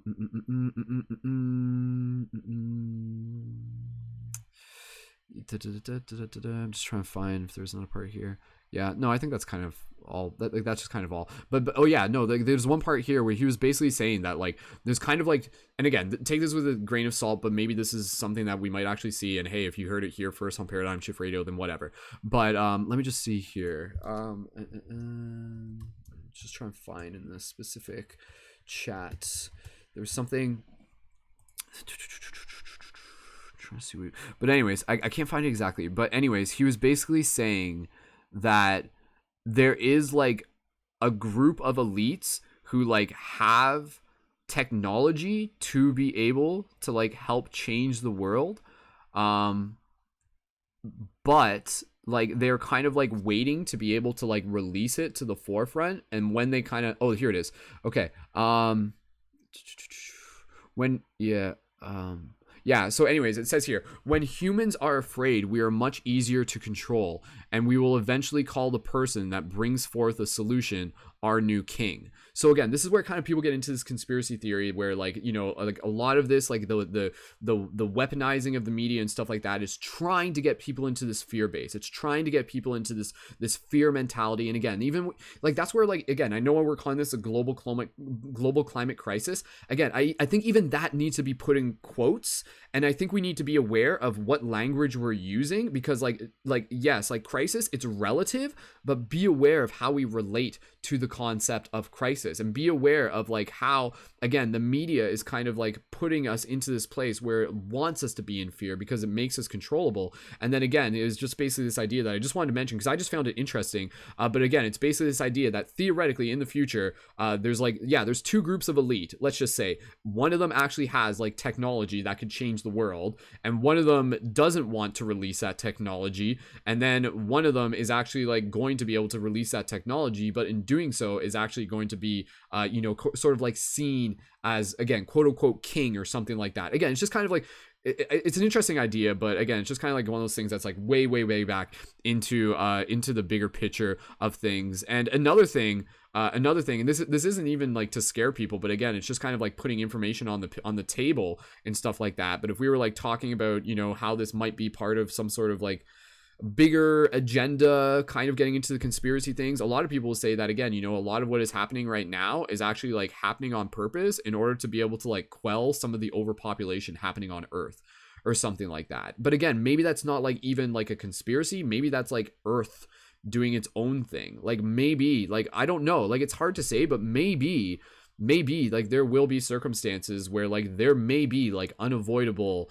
changes in weather, there may be unavoidable catastrophes, there may be a decrease in population and things like that. Like I'm not trying to like project this idea of fear, but it's just kind of like there may be certain things that may happen beyond our control, but even still, we still have to like move forward with hope. We still have to move forward in preparation, and we just have to kind of be able to like be prepared for anything while still like aiming for that best possible outcome in the future and things like that. So whatever happens, without trying to see it from like a conspiratorial level and stuff like that, again, like this is the Earth. And a lot of people talk about that, where it's like we as humans, like we're like this virus, or we're like a fever, and the Earth is actually kind of like increasing its temperature in order to be able to like clear out the fever. Like a lot of people like use that metaphor and things like that. So I mean, I hate to say it, but like if there's like some sort of crazy catastrophe events, or again, you know, like suddenly like, you know, half of LA is like underneath water in the future or something like that. I don't know. But again, it's just kind of like one of those things where it's just kind of like I don't know. It's information. It's just information. And I just kind of want us to be able to, I guess, in some way be aware of like what possible realities still could come.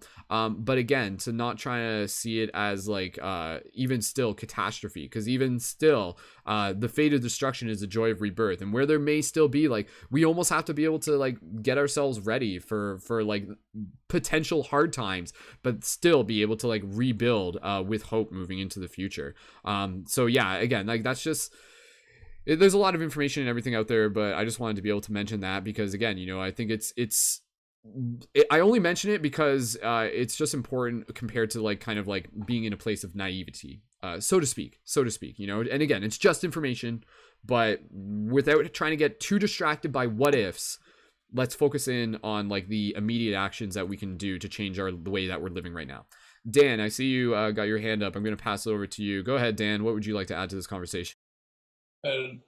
I guess in regards to some of those, I don't know, conspiratorial sort of points, not disregarding all of them completely, because there are very powerful people that are influencing things. Like I can just bring up direct numbers in regards to like the Koch brothers putting forth over about $150 million since what was it, 86, in directly funding climate change denial groups. So like there are very powerful people pushing the opposite way and saying, "Oh, this is nothing to worry about," and funding these. I mean, they I guess it's the Koch brother now. So, um, but yeah, like they've been directly funding like the Cato Institute, the Heritage Foundation. Like there's lists of many ones. But I guess my point there is they benefit from keeping the system in place, and I think the system, as much as it helps to uh, change your own patterns of behavior, and as much as it helps to like eh, care for your individual impact, and that's all really good. But the system in place, I think, uh, is a thing that's perpetuating like all of this, like the amount of plastics that are in the oceans. Like we can make an individual choice to not use a plastic bag or something, but that's not going to individually affect. I mean, it will to an extent, but the like 46%, I think, of plastics in the oceans are from fishing vessels and leaving their nets and stuff, and that's unregulated. So like these systems we can change, and I think as individuals we can contribute towards changing those systems. But I think I don't know. I guess it's almost paradoxical where I think like we almost don't have an impact, but we do at the same time. Like I think the system that we live within and interact within, I think that can change, and it's not just like the consumer choices we make. I think it's other forms of activism as well. But yeah, Yeah. I guess it's Yeah. everything. Thank you, Dan. Yeah, and again, like again, like the part of the intention for having this discussion is again just be able to kind of put ideas on the table and just kind of like see like what are our thoughts on stuff like that. But again, at the same time, like not really focusing, not that we need to focus too much on like again like kind of like the doom and gloom and things like that. But one thing I'll just say, and I'm gonna pass it to Sam here, is that again, regardless of the global scale of the world, I think one thing that we can have as an objective is to be able to practice like creating like heaven on earth in individual moments, in local locations, in our own backyard, and things like that. Like heaven on earth doesn't mean that the entire world has to be this utopia, but we can live in like sustainable models, in like very like synergistic models, like where we are in our local community, and be able to experience the joy and the bliss of that. That's a very important thing, and I think that's like a natural thing that we as humans came here to do. And again, that's kind of very much a, people such as Sam, they've been dedicating themselves to be able to create models of this for us to be able to learn and study from. So Sam, go ahead. I'm not exactly sure what you want to reply to, but anything you feel called to, go for it. Yeah. Yeah, so I guess I was just I'm not really sure what part I'm replying to either, but it's basically I was thinking about the human body. I've been a nutritionist for like 7 years now, and I've been in like 4 different classes every year since I became a nutritionist. So I've been learning new stuff every day. But the way that the body deals with cancer and with medications, in as opposed to the holistic perspective of allowing the body to heal itself, really correlates to what's happening on the planet right now. That when there's basically two approaches to dealing with any disease. If there's like a cancer or something is unnatural that's occurring, there's some sort of mutation in the body. Um, there's the approach to slow down the progress of that cancer, which is what chemotherapy does. It's what most homeopathic medicine does. The approach is that we don't know why it's here. We don't know how to stop it, but we can slow it down. And the holistic approach is to sort of embrace um, whatever necessary suffering that's involved, and allow the body to naturally purge that substance through processes like fasting and basically allowing the body to either preserve all of its cells and trying to keep each cell alive for as long as possible, or being in such a state of abundance that it can destroy cells faster and create new healthy cells at a faster rate. So it's I kind of see that correlating to the planet right now. It's almost like we're medicating the problem. We're just trying to slow it down. We're trying to put band-aids on it, and you know, the training that I went through, the science that I study is called orthopathy, and it basically translates to proper suffering. Because the idea is that when people work with me, when I work with my clients, I walk them through the symptoms that they're going to go through in their body's natural healing process, so that they know not to be afraid of um, these sometimes scary symptoms that can pop up in the healing process. And it's like all of that correlates to exactly what needs to happen on a global scale. These little healing processes are going to be painful, and we're going to have to figure out like how to quickly get our feet under ourselves. But like if you just keep trying to slow the problem down and keep taking medication, you're never actually dealing with the problem as it is. Just like it eventually leads to catastrophe in the human body, it'll do the same thing with the planet. But at the same time, I think it's also important to say that like we really don't know what's going to happen. There's a lot of scientists out there saying that if we continue on certain trends, we will end up like this, and like none of that is proven science.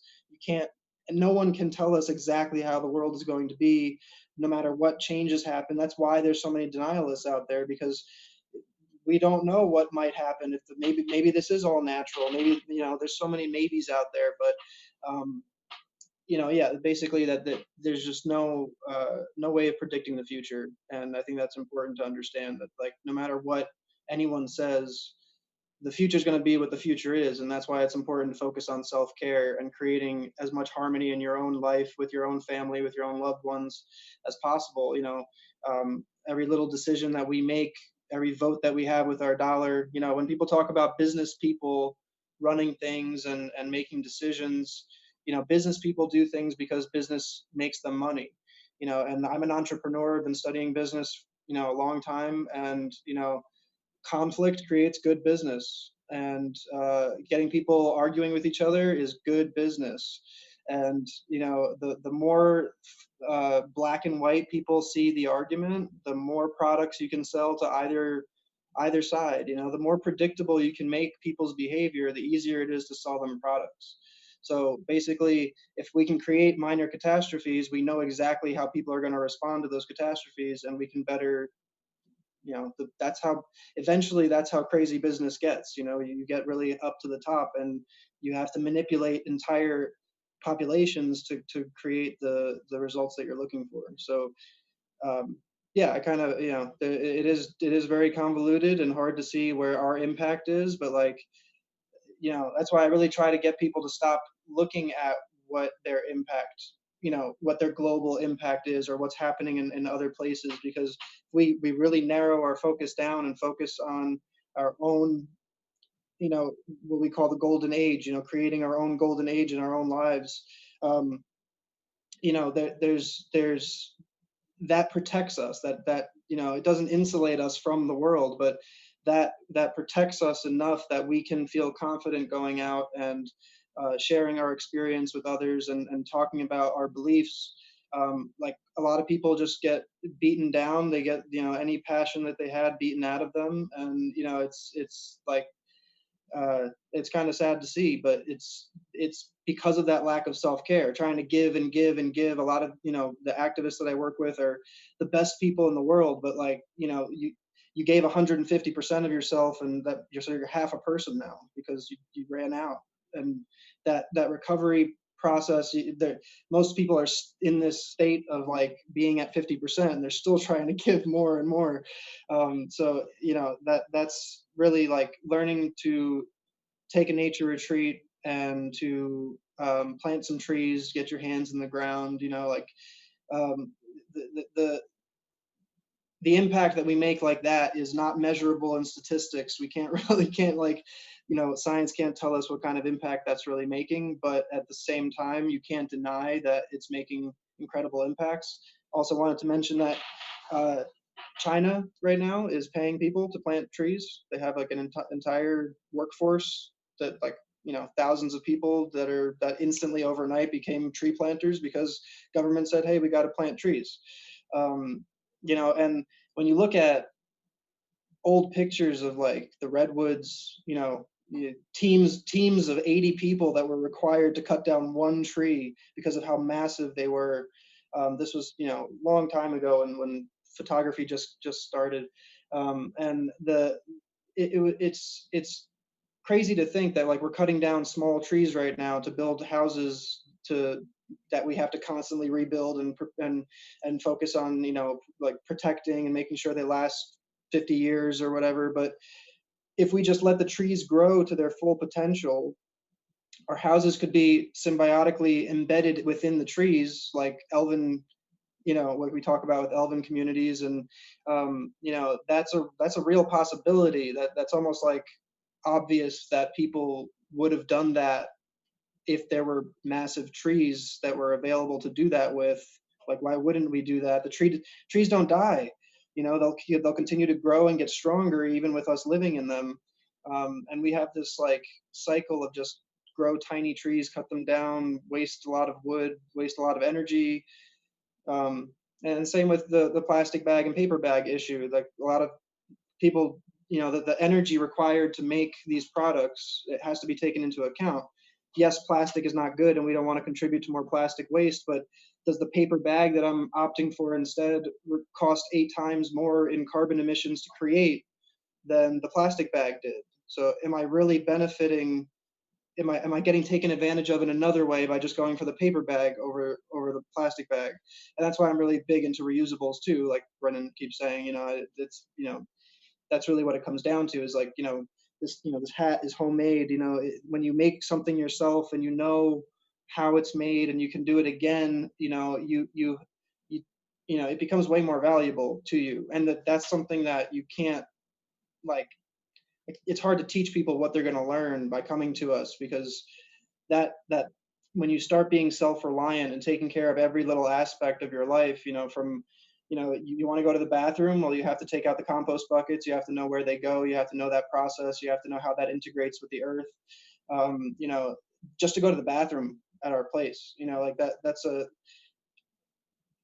it really is empowering. The first couple of years we were living there and we had everything planned out, and it was really like annoying almost to do all these chores. We weren't used to it. We're city kids, I grew up on computers. But then I realized a few years later when we got into a fight over who gets to take out the compost and who gets to do the chores. And like, it was funny because all of a sudden we were like fighting over who gets to do it, because it became this like really intimate act of like just connecting with the earth and taking care of, and it's like you're taking care of the entire planet. And you sort of don't get that connection on a daily basis living in a city, or going to the places that are designated for us to go to for nature activities. It's like, we kind of we gain something very quickly by fully dedicating ourselves to a natural lifestyle and not like half-assing it or compromising here and there. And that's why I really recommend nature retreats. If you can go somewhere to like really unplug and dive in the way, like as fully as we can, it's a life-changing experience. That's pretty much all I had to say. Awesome. Thank you, Sam. And absolutely, I do want to be able to kind of like segue that into some other topics that I want us to be able to focus on, and read some comments from the chat, and then we'll get close to wrapping up the broadcast. We're going to wrap it up probably within the next half hour. Louis, thank you so much Louis, did you want to just say goodnight, express any gratitude before you head out? If you would like to do that, please feel free. Yeah, sorry for that little delay. No, thank you. This is a lot of fun. I definitely learned a lot, especially you, Sam. You're killing it with all this stuff that you're doing. I want to learn a little bit more. I will be checking out the page that Brendon posted on the YouTube thread. I already have that favorited. I'm sorry that I didn't get to hear more about you, Erica, but I'm sure I'll be seeing you soon. I'm very confident about that. Dan, always a pleasure hearing you. Um, I do. I don't think we got too much into detail, but I'm sure there's more that we could do. What I'm trying to get at essentially here is that I'm very eager to collaborate. I'm not leaving you out, Arianna. Very impressed by you as well. We've been over this, but I do want to collaborate with everyone. I want to learn more about what other people are doing, get more involved. As I get better with my knee, I've been working on myself internally as well. And like everyone else on this broadcast, I wanna give back. I wanna answer the calling. I want to make a change, be significant, and give back. Well, I don't give back is a loose term. It's not like we owe. It's part of us. So let's just be us, be Mother Nature, be Earth, and just be as one. So that's what I want to spend more time doing. But yes, enjoy the rest of the call. Cheers, guys. Thanks a lot. Sweet, Louis. Louis, I just want to say one thing just before you head out. First of all, thank you for joining us again. And what I did want to be able to get into as we get close to wrapping up this broadcast is, again, you know, like, what can we do? What can we do as community? What can we do as individuals? What can we do as leaders? And one thing that really came to mind, and just kind of like leave this as a thought for Louis to go with, is that, you know, in addition to, you know, what we can do in terms of like habits, you know, what can we change in relationship to how we live our life and stuff like that, I think one thing that we can focus on doing is focus on creating experiences. Focus on creating community experiences. And that's where things like nature walks, nature hikes, picking up garbage, collecting, you know, garbage as we go on nature hikes, having, you know, places like just the idea of having nature reserves and things like that. I think things like that, or like meditating in the woods, experiences that are going to be able to invite people to be able to connect deeper with the earth, with themselves, with their own heart, I think is very important. So I just wanted to be able to mention that to you, Louis, because again, you know, maybe once you're like back up and walking and stuff like that, you know, I'd love to be able to go on some nature hikes, and, you know, that would be a cool thing for us to be able to do as community together as well. So cool. All right, Louis, thanks again, man, and rest up, and we'll be seeing you around, dude. Thanks, guys. Thanks again. I was definitely interested. We'll see you soon. Cheers. All right, much love. Cool. All right, so like I said, I did want to be able to shift the focus as we start moving towards the end of the broadcast on, again, you know, like, where's the hope in this? How does this, we've already kind of talked about how this kind of relates to our bigger shift in consciousness, and this is about, you know, our awakening and everything again. But again, what can we do as leaders? How can we move forward with positive action and hope? So for everybody here, start kind of thinking about something like that, because I wanted to just kind of go around the circle again.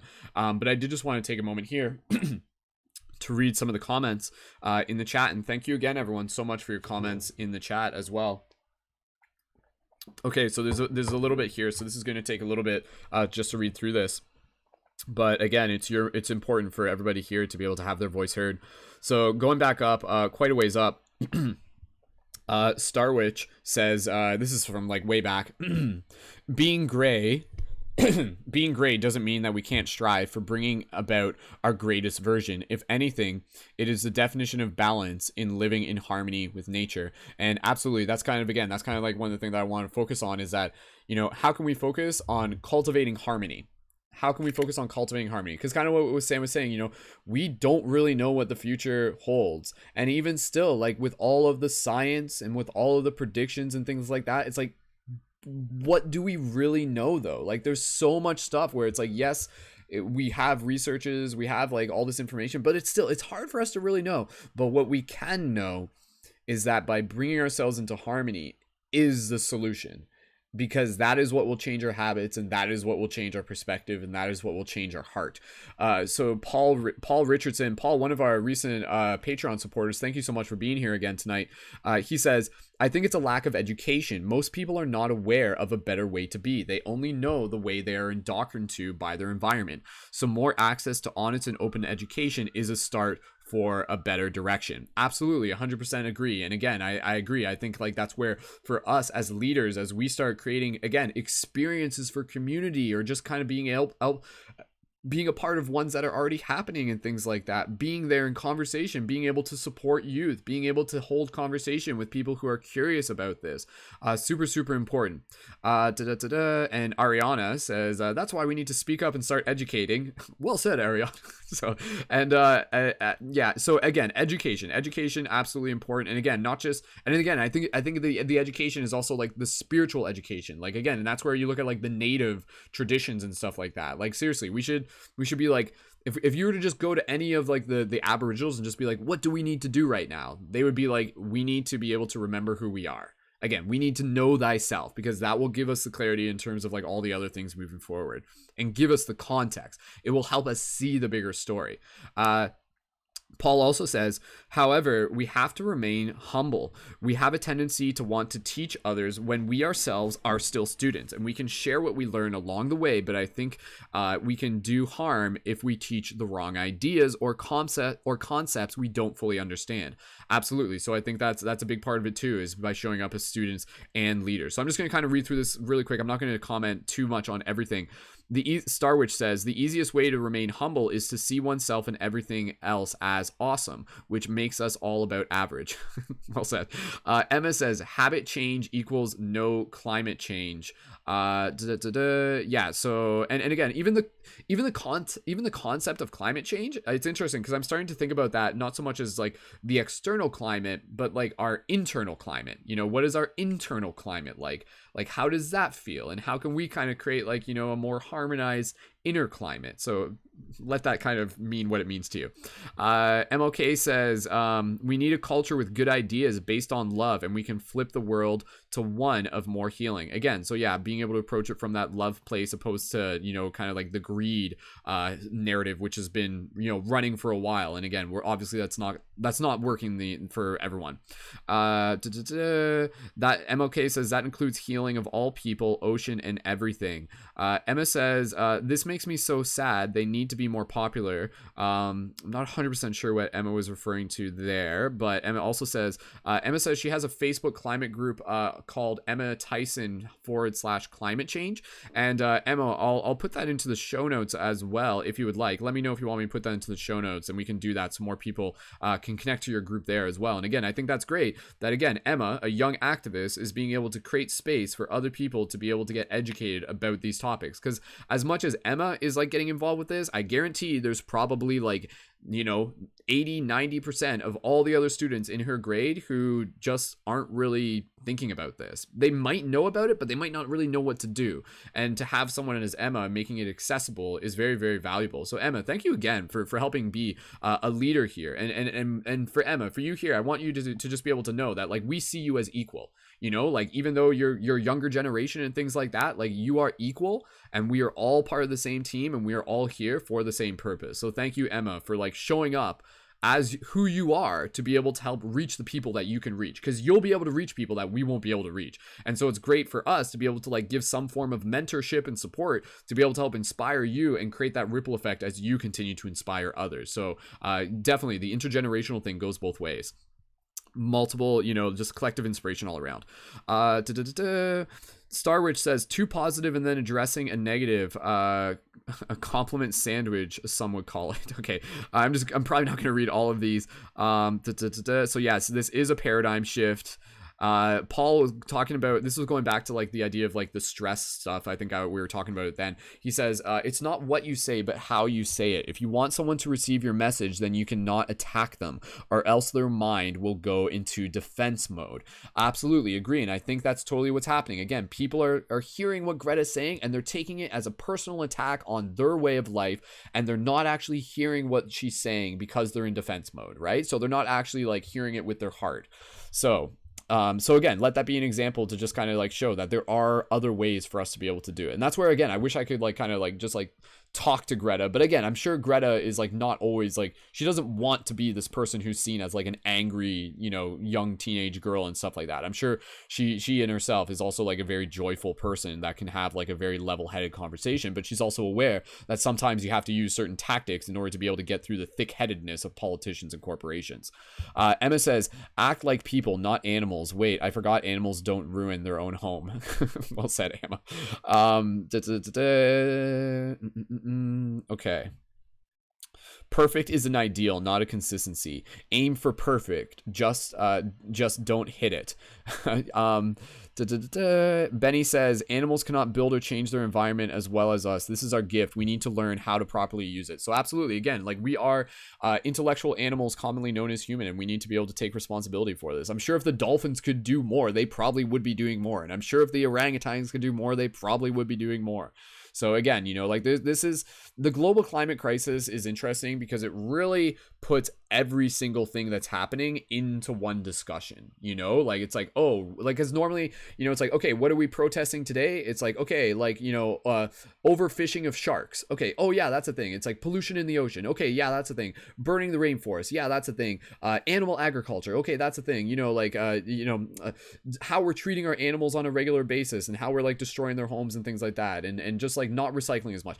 Everything here kind of like adds up into the global climate thing. And I think that's why, again, it's even interesting that like when you look at kind of like where the narrative is going in consciousness, the rainforest fire was kind of like leading us into this, you know. It was kind of like, it wouldn't have, if the rainforest thing came after where we are now, like it almost wouldn't make sense. So you can almost understand there's like a bit of a script here where the rainforest was like kind of getting us into this, like it's like, okay, yeah, like this is a thing, but it was very focused on a particular subject matter, and again also focused on being able to help create, you know, more responsibility within people who are in charge. But now it's like the next level. So where does it go beyond global climate change?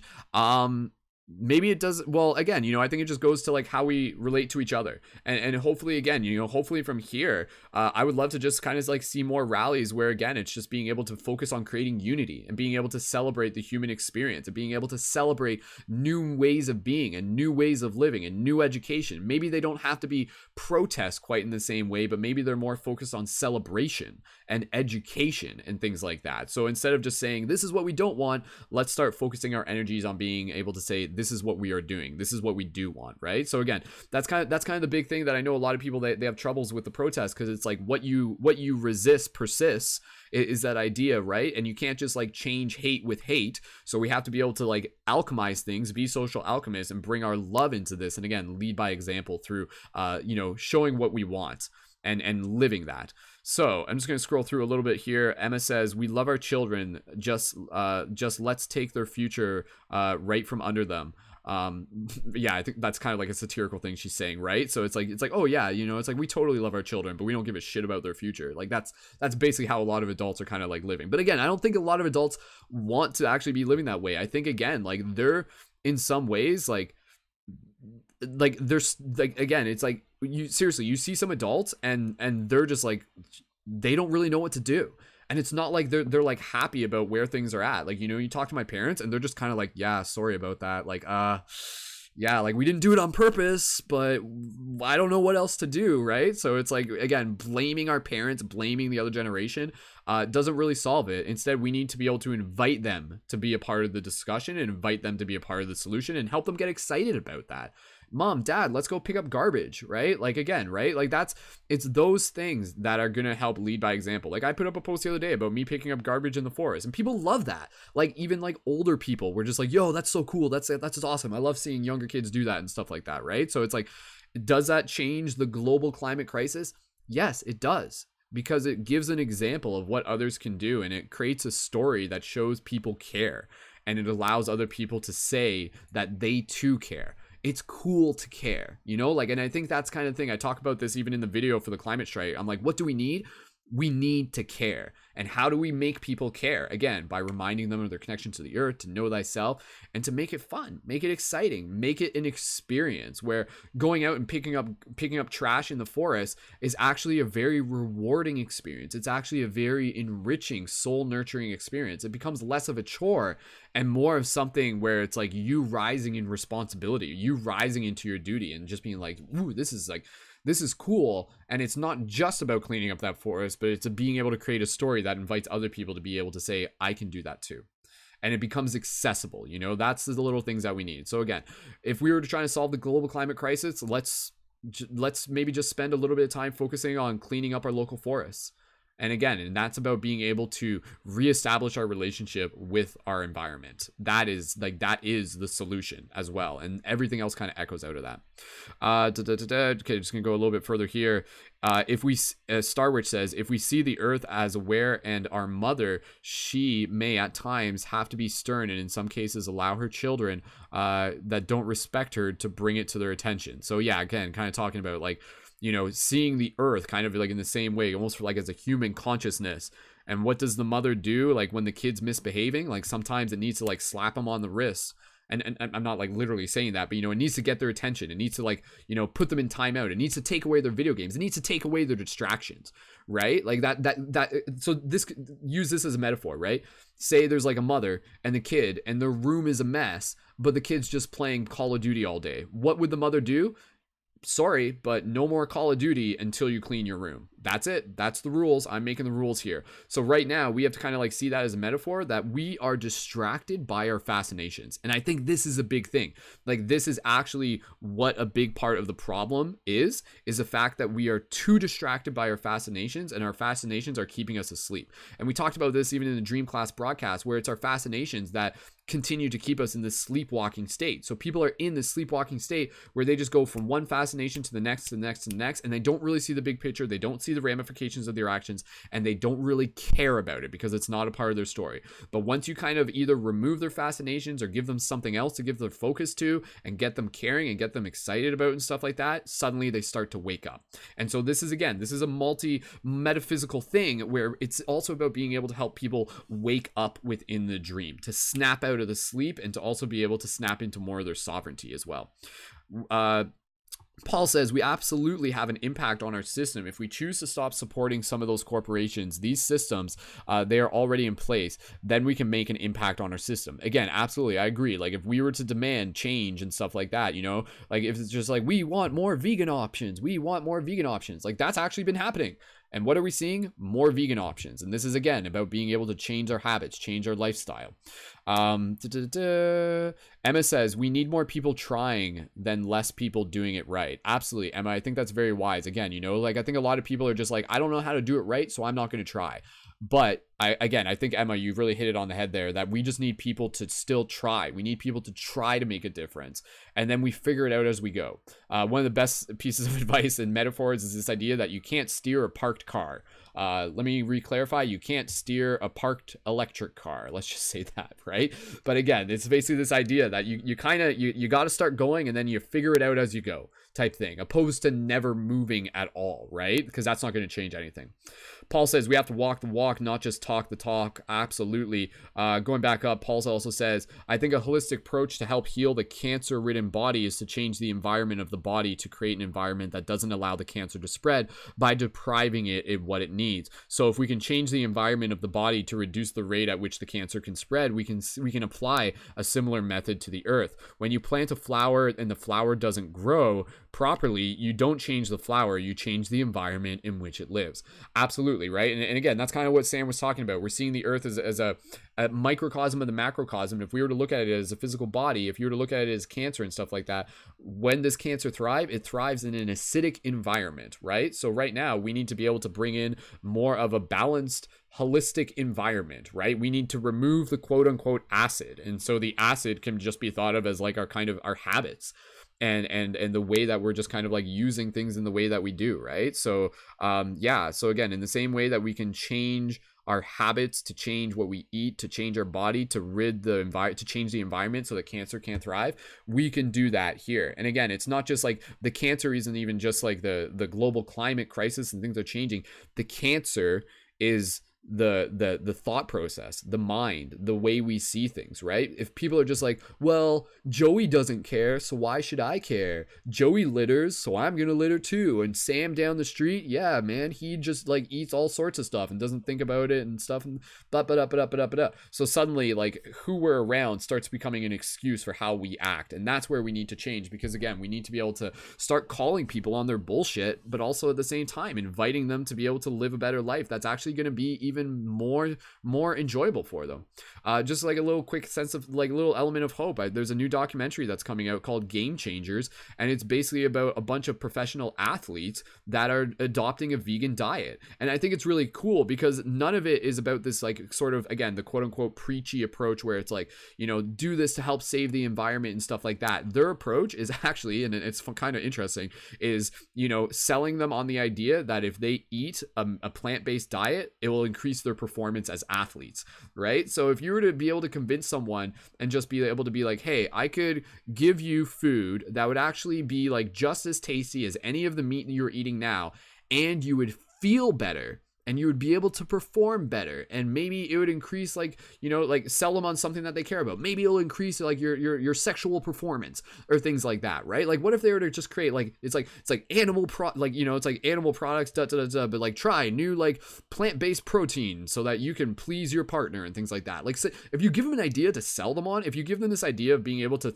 because we're selfish beings, right? So I think that's the idea. If you can get into the mind of a human and convince them to do something for their own betterment, for almost to feed their own ego, then they'll be like, okay, like, I'll do that. So again, that's why the athletes, it's just like, it's like maybe they care about the animals, maybe they don't, but if you were to tell them, hey, if you eat this, you're gonna get millions more dollars because you're gonna be the top player on your team, then they'll be like, sweet, yeah, okay, that's an easy decision. So again, it's just kind of interesting how the mentality is kind of shifting across multiple spectrums, and we're getting a lot of people who are living example of this. And again, I do think that the we haven't really fully touched upon this, but again, for those of you who aren't fully aware, the animal agricultural industry, based on the science, based on the information, based on the documentaries, is basically one of the leading causes of CO2 being released into the atmosphere because of all the energy and because of all the cows that are constantly being like farmed and are constantly releasing cow farts into the atmosphere. So yes, one of the leading causes of CO2 is cow farts. If you didn't know that, now you do. And I guess a lot of people don't know that, but a lot of people already do. And again, that knowledge has only kind of come to the surface probably in the last 4 years, 5 years. There's a movie, Cowspiracy. It really hit upon this. A lot of people kind of saw that and everything like that. And again, just being able to understand that the amount of like water and energy that it takes to create like a single pound of beef is like substantially more than you would even like think to imagine and things like that. So again, there's so much energy that's going into just like the animal agricultural industry, and just by again changing the way we eat. Will it reduce the amount of farms that are happening and stuff like that? That might take time, but again, it's also about being able to change our mindset, changing our habit, and also being able to change the fact that, you know, we're living a life where we are aligned with our virtues and we care. We care about the earth. We care about animals. We care about ourselves. We care about the example that we're setting for humans, right? So it's like, again, it's kind of, we got to walk our walk, we got to talk our talk. And one of the things that I actually wanted to be able to invite us within this broadcast is to invite each of us here to just be able to say, you know, like, what are some things within my life that maybe I can be doing differently? I want us to actually take a moment here to acknowledge within ourselves things that we could be doing better, but not from a place of shame, but actually from a place of just acknowledging it, seeing what it is, and then using that as a place to be able to call us into accountability. So again, you know, if you're going to be a person who's like showing up to care for the world and stuff like that, do your best to bring that into alignment with your everyday action. So don't just be like, dude, I care about the earth so much, and then you just go and like eat super shitty food and create all sorts of waste and stuff like that. Like, that's not, like, that alignment isn't fully there. So when you change what you eat on your plate, when you change like the products you're buying and stuff like that, and when you change your lifestyle, it actually in a sense becomes like a form of social protest in a way. And it's one of those things where it's like, don't just do it because someone else is watching you. What you do when no one else is watching you is the most important thing, because that is the pattern and that is like the truth that you are creating within your own heart. And I'm sure it's a reality of an experience. Probably a lot of people, they might kind of like talk about awesome things, and then like once no one's watching and stuff like that, they probably just kind of like do other things that are probably, again, not even something that they might be proud about, but again, it's like old programs that they're starting to like get out of the habit of, old vices that they're still holding on to. You know, there's probably people that are just like, dude, like, honestly, like, I don't want to eat meat, but I still do it, and it's because my parents do it and I'm around it and it's hard not to do it and stuff like that. But again, you know, like, just by being able to know that you are not alone, to know that there are other people in this broadcast, you are listening to this, you are a part of the collective momentum. And I invite all of us to live our life as social protests, and not even in social protests, just live the life that like, you know, choose to be the change you wish to see, and do it when no one's watching, and do that as a practice, and do that as a gift to yourself, because that is something that is going to plant a very powerful seed in your heart, to the point where eventually it just becomes second nature. And it becomes an everyday way of being. And then when you have those conversations with a kid and you're telling them about all the things that they should be doing, you're not thinking in the back of your mind, God, I'm such a freaking hypocrite type thing. You know, like, you want to be able to give yourself that gift of showing up with integrity, showing up as an example, while at the same time still being gentle with yourself, and still allowing the fact that, you know, we're transmuting a lot of old programs, and it's going to take time. But when we have the targets, when we have the objective, when we have something to work towards, that is what help guides us. So again, for everybody here, I invite you to kind of give yourself that target of just being able to be like, and what is the target? I want to be more in harmony with the world and myself. I think that's all it needs to be. I think if we just narrow it down to that, everything else comes out of that as well. So I'm going to keep reading here. If anybody else, if you guys resonate with that, just drop some 1111s again. And that's just kind of like spirit talking through us and stuff like that. So that's consciousness just saying what it needs to be, what it needs to hear. So Benny G says the corporations are just going to do what's the cheapest, which favors what is established. If you can make eco-friendly, cheaper alternatives to get them out there, that is one of the best solutions. Absolutely. I think that is huge. And again, that's where we need the people with lots of money being able to like invest in alternative resources and technologies and stuff like that. So absolutely, the corporations, like, they're the ones that set the example. So it says, Benny says, the corporations are not evil, just as efficient as they can be at their given purpose. So again, I agree. I think like the people who are running these corporations, like, it's not like they're like, you know, like some evil villain who's like, I'm destroying the environment. It's more just like, dude, this was probably inherited to me. It was probably a system that began a long time, and now it's just kind of like this machine that's kind of running itself, and it's like this thing that's kind of gotten out of control, and we don't even know how to stop it if we wanted to, type thing. And that's kind of the thing. So instead of, you know, trying to change the current system, we need to be able to create the new system. You know, Buckminster Fuller talks about that. Create the new models for a new way of living and things like that. So and again, and I think we are starting to see that, and we're going to start seeing more of that. And again, it happens with the conversations we're having here.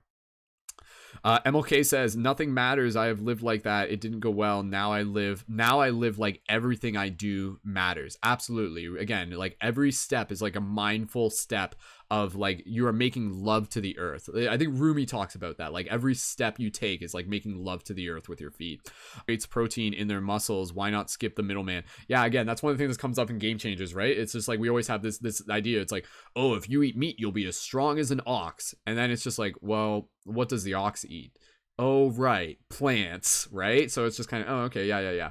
So again, I think by being able to make, like, to have people in influence, such as athletes, such as celebrities, such as people like Leonardo DiCaprio, and, you know, like people like that, being able to make it cool to care about the environment, that's changing things. You know, when we look to our stars, our Hollywood stars, those are like astrological archetypes that are reflecting back to us, and the shift in consciousness is happening through them as well. So I think we start to see hope when we start to see our stars starting to realign themselves and starting to reflect things back, and suddenly people are just like, oh wait, if my favorite football player is eating vegan meals, maybe I should do it too, because I want to be like them, type thing. So it's like, people are so freaking impressionable, and that's why we need the people in influence to be able to like set those new examples. And again, they need to be able to care about it in the first place. So yeah, it's like, make saving the worker web. If you guys saw, check out the Paradigm Shift Central website. There's one of the shift entries there is a music video called Planet Vegan by our friend Parker Webb, and he was on like the open mic jam that we did a few weeks ago and stuff like that. But it's a song like all about living vegan, and it's like a hip hop, like, you know, like flow tree type song, and it's super cool. So again, I think for us as media creators, we should focus on doing that. Let's focus on like kind of like you know, like creating memes and creating content that intentionally like makes caring about the world cool without it having to be preachy, because that's the thing, right? Like what does a good leader look like? A good leader is not just like someone who's just like, be like, you should do this, you should do this, you should do this. A good leader is like, I'm gonna do this, and whoever wants to come with me, let's do it together. You know, like I'm leading by example, and this is a party and you are invited and this is fun. Because if you're just trying to tell people what to do, like that's like a dictator. That's not really a leader in a sense. So we need more people who are leading and leading by example. And again, that's why it's important, because when you bring harmony into your own way of life, you allow yourself to level up as a leader and you increase your influence as a leader within your community. So again, I shout out to everyone who's being a leader where they are. But yeah, so again, just talking about the meat thing, 55 gallons for 1 pound of beef. Yeah, but it also takes 1.1 gallons to grow a single almond. Yeah, so again, there's like a lot of stuff. So we can definitely just find more ways to be able to help create, more sustainable resources and food and everything that we're eating. It's there. But again, just being aware of the problems, that in itself, like the problems are the solutions, is what we talk about. So by being aware of it, we can create the solutions. So that's caught up on the chat there. If anybody else has any other comments, please feel free to drop them in. Emma, if you're still there, please feel free to let us know if there's any other comments you want to share, and we'll definitely read those as well. And so again, I want to be able to bring us close to the moving into the exit of the broadcast here, and just kind of, what are some ways that we can move forward as leaders, kind of going off what I was talking about. And also inviting each person here, just kind of take a moment to reflect. What are some ways that you can change how you're living to be more in harmony with the earth and the self? And I want you to just practice being radically honest with yourself. And we'll just kind of see what comes out of that. Because again, I think if we just ignore it, then it will just continue, right? But if we're just like, oh, okay, like actually, there's little things I can do and stuff like that. One of the things, I'll just say this. More cold showers. Yeah, I like the idea that taking cold showers can somehow like create, like less environmental damage and stuff like that, and save energy and things like that. How much it will make, I don't know, but cold showers in themselves are a great thing for being able to like help us rise into more of our own vitality and mental acuity as well. So all right, let's move through the discussion here. So who would like to kind of talk about, again, what can we do as leaders moving forward? How can we help write this story? Like, what is the story that we are writing? And the story we are writing is the idea of like helping people. And okay, I'll just say this, because I've said this before. Where are we leading people to? What is our objective here? We are leading people. Where are we leading people to? To simplify it, we are leading people back to their own heart. We are leading people back to the wisdom of our own heart. And so how do we do that? What does that look like? And how can we move forward manifesting and just being like more in harmony with ourselves and with the earth?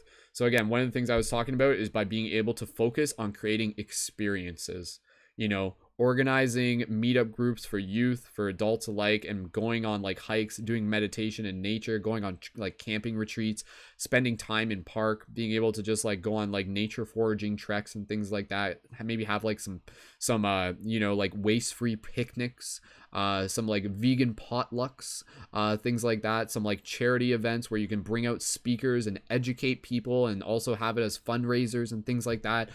You can create events inside your college to be able to help bring people together, and again, bring in like create opportunity for people to be able to share the ways in which they're helping change the world, give people a platform for them to get passionate about helping share their wisdom and their knowledge, connect with elders, find your like local kind of like eco villages where you are, maybe even interview people, create media for it, get the knowledge out there as well. So again, those are just some of the ideas. Anybody who wants to jump in next, go ahead. How can we move forward as leaders to be able to create more harmony moving forward with this story?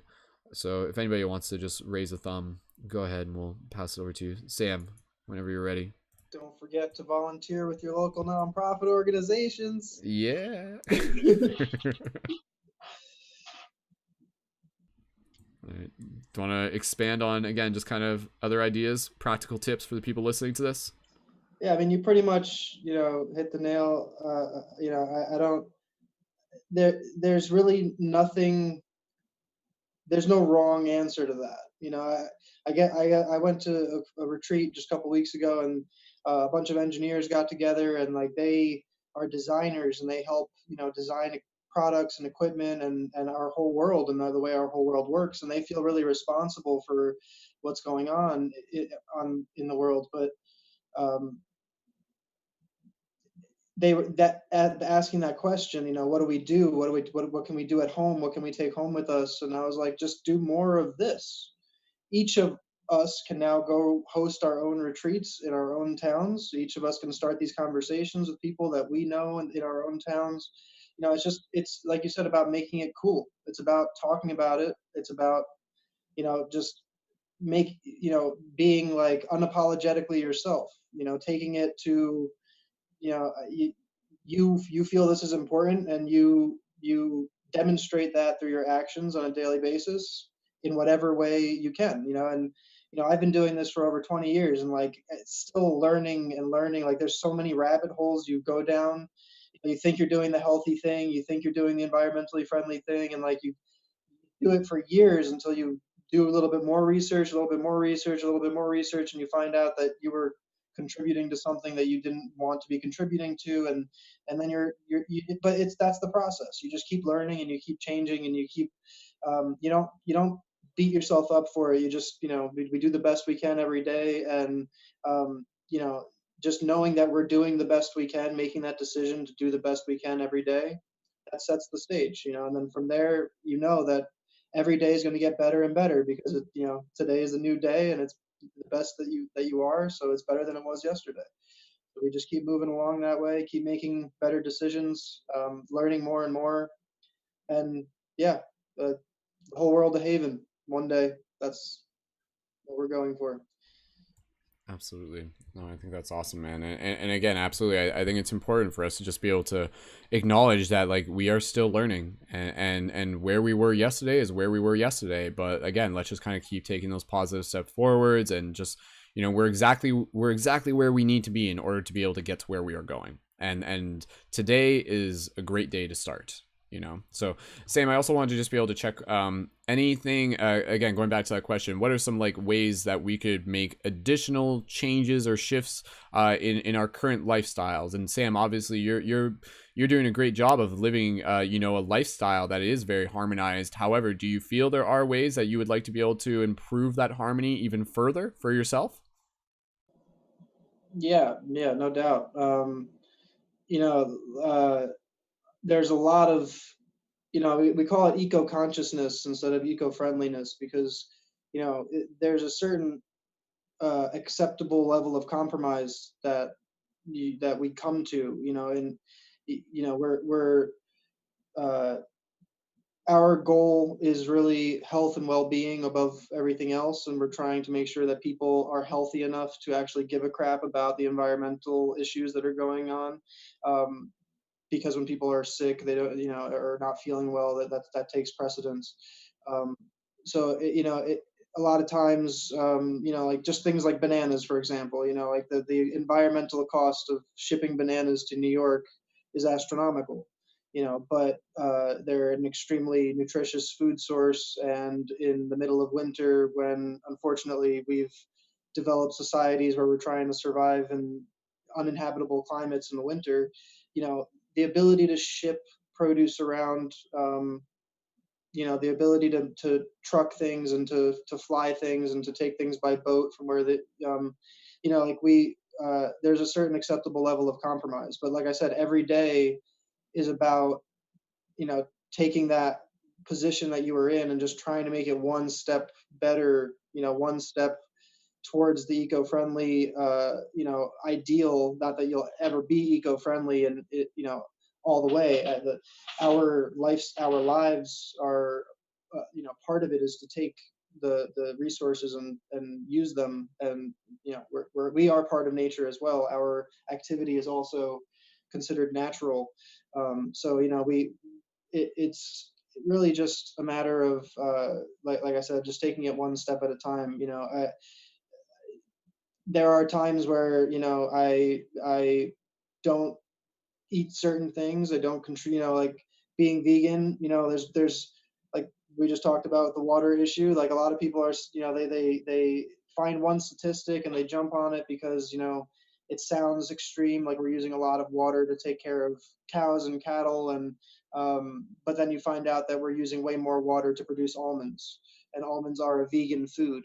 So like everything has its pros and cons, and I think it's really important to recognize that, and to whenever we think that we're like we really believe we're making a good decision or the right decision, again, this good versus evil aspect, to really look at the other side of what the argument is, and try to look at what the cons are to the decisions that we're making, who's actually the total cost of the decision that we're making needs to be taken into account. But personally, I just moved into my tiny house this summer, which is like an 87 square foot, really, really ultra tiny. We call it the tiny tower because it's like 3 times as tall as it is wide, to give me like a loft where I can sleep in, and enough room on the first floor to still do my, to still like live. It's 8 by 8 structure, 8 foot by 8 foot. And I didn't get it insulated in time for winter this year, so I'm not, I'm going to be sleeping in my office this winter while we deal with this. But basically, when it comes to like a decision like insulation for a house, there's like dozens of different products to choose from on the market, and environmentally friendly and sustainable is like the buzzword in the marketplace right now. There's so many companies that got in trouble for reformulating or claiming to reformulate their products, and released a whole green line of products that are environmentally friendly. And it turns out that they didn't reformulate anything, and they were selling the same products just because green was the buzzword. So it's like really, really important, that doing research on like 6 different kinds of insulation, and none of them are good. None of them are an eco-friendly option. It's just about just being eco-conscious, as conscious as we can be, and understanding the compromises we're making so that we can move forward slowly to where we're trying to go, and really understand how deep the rabbit hole goes. Awesome. Beautifully. Thank you, Sam. Well said. Thanks. Cool. All right. Yeah. And again, like I think one thing, it can be challenging. It can be challenging because I don't know, depending on where someone feels they choose to align themselves to just be like, like I want to completely minimize my carbon footprint. I want to reduce waste to all of this in as much as possible and things like that. There are still going to be choices that we're still going to make where it's just going to be kind of like, okay, like if I do use this, how am I still using it to be able to transform that energy into something that's still going to be good, so to speak, So it's like, so again, it's like, oh, if I'm going to drive my car somewhere, it's like, am I a bad person for driving my car? It's like, no, it's okay. Like, I mean, obviously you don't have to drive it more than you need to, but maybe if you're driving somewhere, maybe you're going somewhere to like, do work for like a production company to work on a super awesome video that's going to be able to help change people's minds. Or again, it's just the fact that it's like, oh man, it's like I live in a house and I'm using electricity and like I'm eating food that I buy at the grocery store. It's like, oh no, like, am I doing it wrong? It's like, if you're still like doing things where you are in this kind of part of the consumer culture, at the very least, just do your best to use whatever resources you're using to like help fuel the bigger story of, again, being able to help like assist people in the awakening of consciousness, and just being able to help create education and help create awareness and things like that. So like we are these like energy transmuting beings, and just to make sure that we're not just like, if we're taking whatever we're taking, do our best to make sure that we're like bringing it out of our experience of our body as a positive thing in as much a way as we can, opposed to just trying to go too extreme, right? So again, like I know for myself, it's just like, oh man, like I go to the grocery store and I like eat food from like the salad bar, and the salad bar, you have to like get these containers and things like that, and it's just like, well, actually, for one thing there, I want to be able to talk to them because I feel like, again, like they must go through so many of those containers every single day, and I eat there pretty regularly and stuff like that. I want to be able to talk to them. I'm like going to be like, yo, like, how do I make it work where I can like bring my own container and basically just like use my own container and things like that. And I want to be able to see if there's a way for me to be able to do that. And I want to like talk to a manager and just figure out if I like weigh the container beforehand, and then we know the weight of it and stuff like that. It might take like 1 extra second of slight inconvenience, so to speak. But again, it is just kind of like, cause I know like when I'm like man, like our garbage cans fill up so fast. Like our recycling bins fill up so fast. It's like, oh, there goes another container of orange juice. There goes another container of almond milk. There goes another, package of hummus and things like that. Right. And it's just like boom, boom, boom, boom, boom. And at the very least, like I said, it's just like, yeah, reduce, reuse as much as you can. And eat from your local garden if you have that ability to do so. But at the same time, if you're still in this place where you're still using the commodities and the comforts and the conveniences of this modern day society, at the very least, just do your best to use them to fuel you so that you can keep showing up your best each and every day to be able to help live your life to the fullest, and in altruistic ways where you're helping create awesome art and helping shift paradigms and helping spread love. And I think that in itself is a very important thing, to acknowledge that we are energy transmuting machines, like biological beings in general. And yeah, just be able to be aware of like whatever we're taking, what is the output? How are we transforming it? So it's like, yeah, we may be kind of like taking a bit from the earth, but let's focus on our intention. Let's focus on like really moving forward and be like, Mother Earth, I thank you for providing me with these commodities and this fuel for my body and my essence.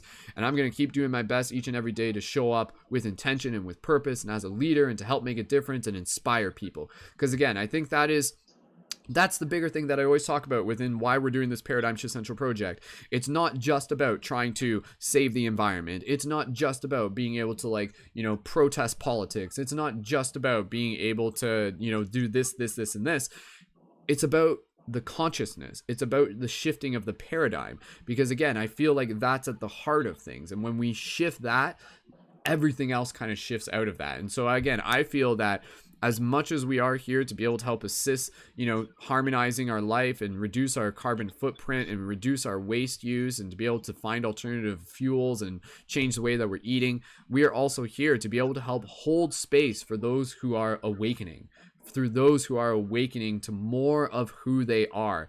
And that's the thing, even though we don't fully know what the future holds, I think it's important for us to just deeply trust in knowing that by being able to help assist people in their own awakening of consciousness is making a difference. It is helping. It is assisting within the bigger story. And for us to just deeply, deeply trust that. And then again, like with all this paradigm shifting stuff, the reason why I created this project, I'm like, I want to be able to create habits and models and conversations and leadership that is going to echo beyond this generation. I want to be able to create the template. I want to be able to create the energetic space that will be something that the next generation can have accessible. I want to be able to plant the tree so that like the next generation can sit in the shade of it, type thing. So it's like we don't always have to try and tackle the big problems, but the most immediate thing that we can do is, again, just focus on cultivating love. Focus on assisting with the shift in consciousness. What that means to you is, again, part of the ongoing conversation. So again, for myself, just again, think about the ways in which I can harmonize a little bit more. Again, that's a quick example, is just being able to, like use a reusable container when I go to the grocery store and I'm eating from the salad bar there, which I do like on a fairly regular basis. And that's just like another piece of waste that I'm creating. And if there's an option for me to be able to not create that waste by using reusables, that in itself is very important to me. Other than that, like I don't really feel like again, all of my waste comes from packages. It all comes from products, but I don't really eat too much. Like I try to minimize it and stuff like that. Like I don't know, maybe if I were to like really take it to another level, I should go find some granola and like scoop it into my own reusable bag and just do that instead of buying a packaged bag or something like that. Again, I think it's when we start to this is, again, I'm just saying this because I want to be able to be a part of the discussions where we start getting creative and we start thinking about things differently in terms of again, how we're being able to reduce our waste product. And again, skateboarding is also great, taking the bus is also great, and things like that. And I guess making a habit of picking up garbage when I see it. I think that's something that I can do more of, and I think that's something that all of us can do more of. How many times have you been like walking your dog and you're just like seeing garbage around you? Or maybe there's even just that one piece of garbage. It's like this lone piece of garbage. Do you pick it up, or do you just kind of like walk by it and just be like, well, whatever, it is what it is? Actually, you know what? That's kind of funny. It's funny that I say that because I didn't even realize. Here, look, this is a garbage bag. This isn't a garbage bag. This is a piece of garbage that I literally picked up while walking my dog today. Like, yeah, Sam's got garbage in his pocket. Yeah, no, it was like I was walking my mom, and we're both kind of walking there, and there's this bag, and it's like it was actually like blowing across the parking lot, and my dog was like interested in it. He was like chasing it. He was like I want to see what that is, right? And then eventually he goes up to it, and then so we're just kind of standing there. And then, and then both me and my mom were just like, what do we do? Like, this bag's sitting here. And there's like this brief moment. It's just like, oh my God, like this is a dilemma. Like, what do we do? And then I'm just like, I'm just going to pick it up. Let's just pick it up, right? Like, let's just pick it up. And then again, but again, it's just like, and then eventually I'm just going to have to put this into another garbage can. But again, at least it's just creating this habit of creating the routine of when we see something wrong, help make it right. And I think that mentality is like very, very important. Whether or not we're fully reducing the total waste, that takes time. But just the idea of if we see something wrong, help make it right. I think that habit, that mental habit, that emotional habit is something very, very important. Otherwise, again, we didn't directly use this word yet throughout the broadcast, but otherwise people fall ill to apathy. And I think that is what a lot of that's like the epidemic of the world these days. And I was saying this 10 years ago. It's like we are living in an age where like apathy is an epidemic, right? And we are living in an age where people will see garbage on the ground and they don't give a crap about it. They will just walk past it because they haven't been conditioned to be able to care about it. So again, how do we be able to be able to like, bring, to transmute apathy and things like that?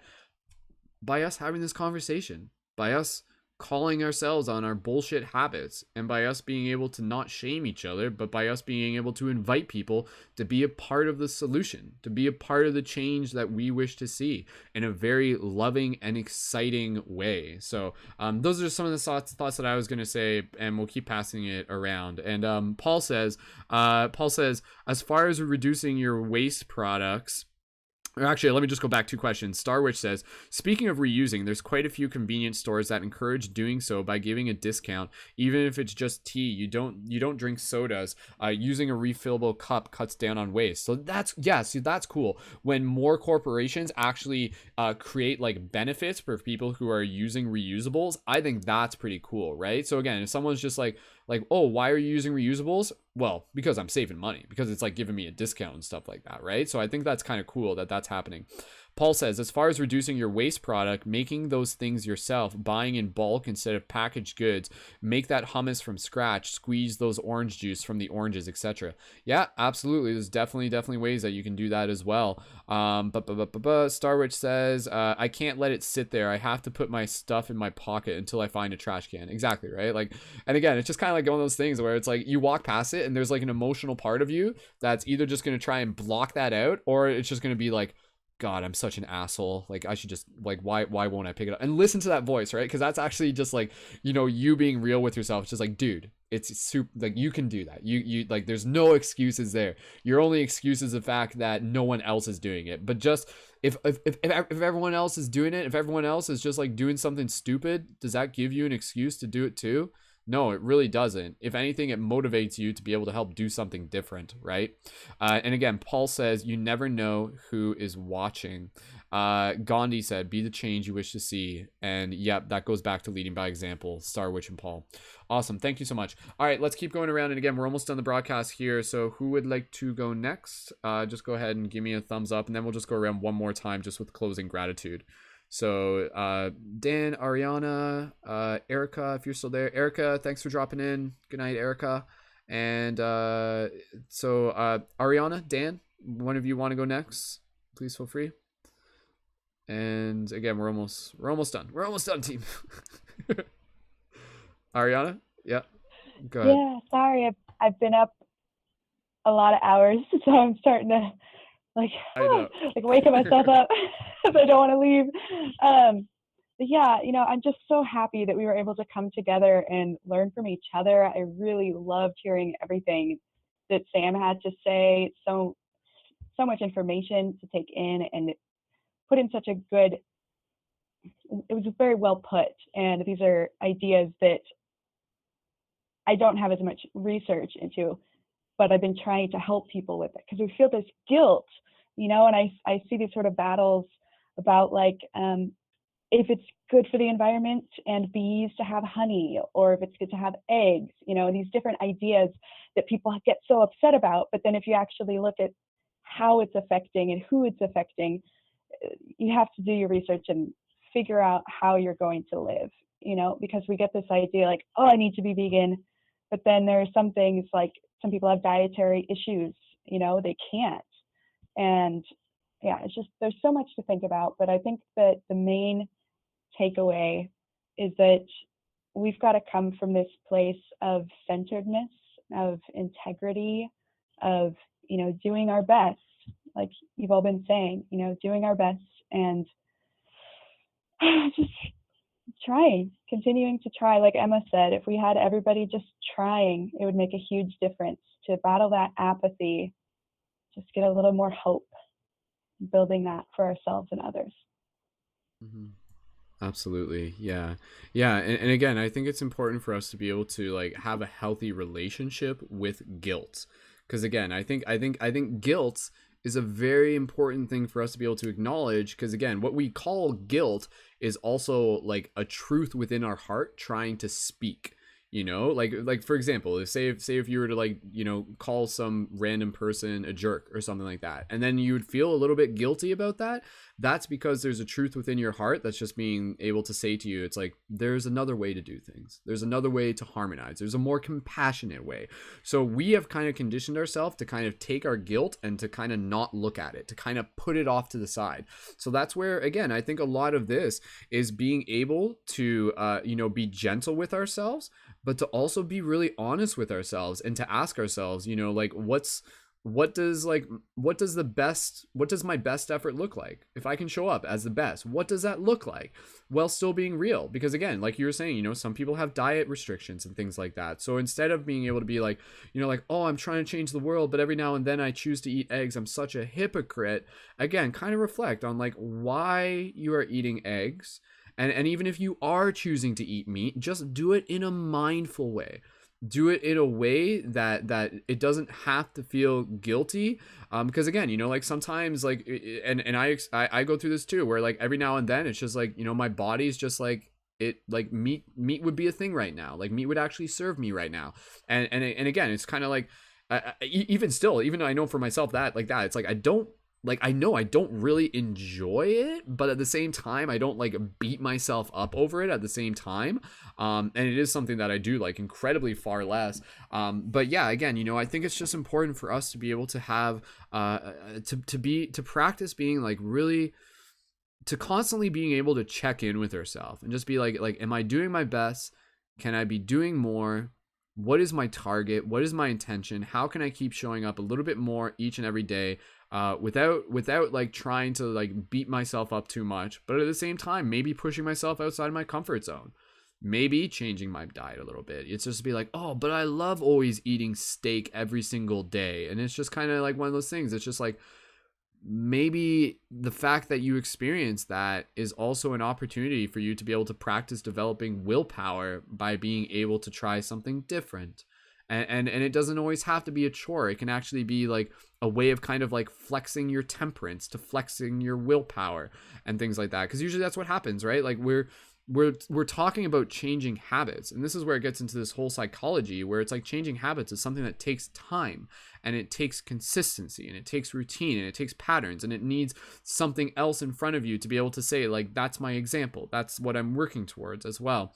So again, that's why we need to be examples for others. We don't need people to be perfect, but we need them to try. We need them to care, and we need them to be compassionate for themselves and for others, opposed to apathetic. So again, just by you at least caring, just by you being aware, and just by you constantly checking in, just be like, how did that feel? How did it feel to eat that meat? Okay, yeah, just check in with yourself without it being like a right or a wrong thing. Just check in with yourself. in a sense, right? It's like, how did it feel to like, like eat that, to like waste, to create extra waste than I needed to? How did it feel to walk past that piece of garbage? How did it feel to like buy that Hummer that's using an incredible amount of gas that I don't actually need to be able to use, or things like that, right? So again, it's just one of those things where this is really about being able to connect with empathy and being able to connect with the earth. And when you listen to the earth, like it will tell you, it will give you guidance, it will tell you like how you can help. And it doesn't always have to be like this super incredibly like stressful thing. Oftentimes it's the little things. It's the little things that make the big difference, right? Like the little things are the big things. Like that is like one of the most important things that we need to be able to remember. The little things are the big things. So this is like, that's really important. So it's like how you do a simple little action reflects like how you show up in the big ways as well. And so by being able to harmonize your virtues is very important, right? So yeah. Again, I think it's just one of those things where it's checking in with ourselves, having intentions, having targets, being compassionate with where we are, being compassionate with other beings, and leading by example within our own life. And that is something that changes the world over time, changes the world over generations. So I want to be able to like tell my grandkids that I was one of the people who helped make the world a better place by picking up garbage in my local forest, right? And I want them to be able to be like, wow, grandpa, you're so cool, you're such a badass. Caring about nature is cool, right? And it is. And I think, again, by us having these conversations, and by each and every single one of us here, everyone listening to this, you're cool. If you're tuned into this conversation and you're listening to this, you're cool. And let's help more people understand that they can be as cool as us, because we're just so freaking cool, right? So I'm like half joking there, but anyways, okay, let's keep going around. We're almost done the broadcast here. Dan, anything else that you would like to add, or even just we can kind of wrap up the conclusions here? Any gratitude you want to express as well, and then we'll just go around the circle one last time. In terms of adding, I'm not sure. A lot's been said, and a lot of great advice and great perspectives that everybody had. But I think that perspective of like even just that bare minimum of like being conscious of what you're doing, what you're consuming, what you're putting out and putting into your body, and all of that sort of thing, the more you're aware of like the impact that you have as a whole, but then just like how you, I guess in that whole system is just like you're that little cog.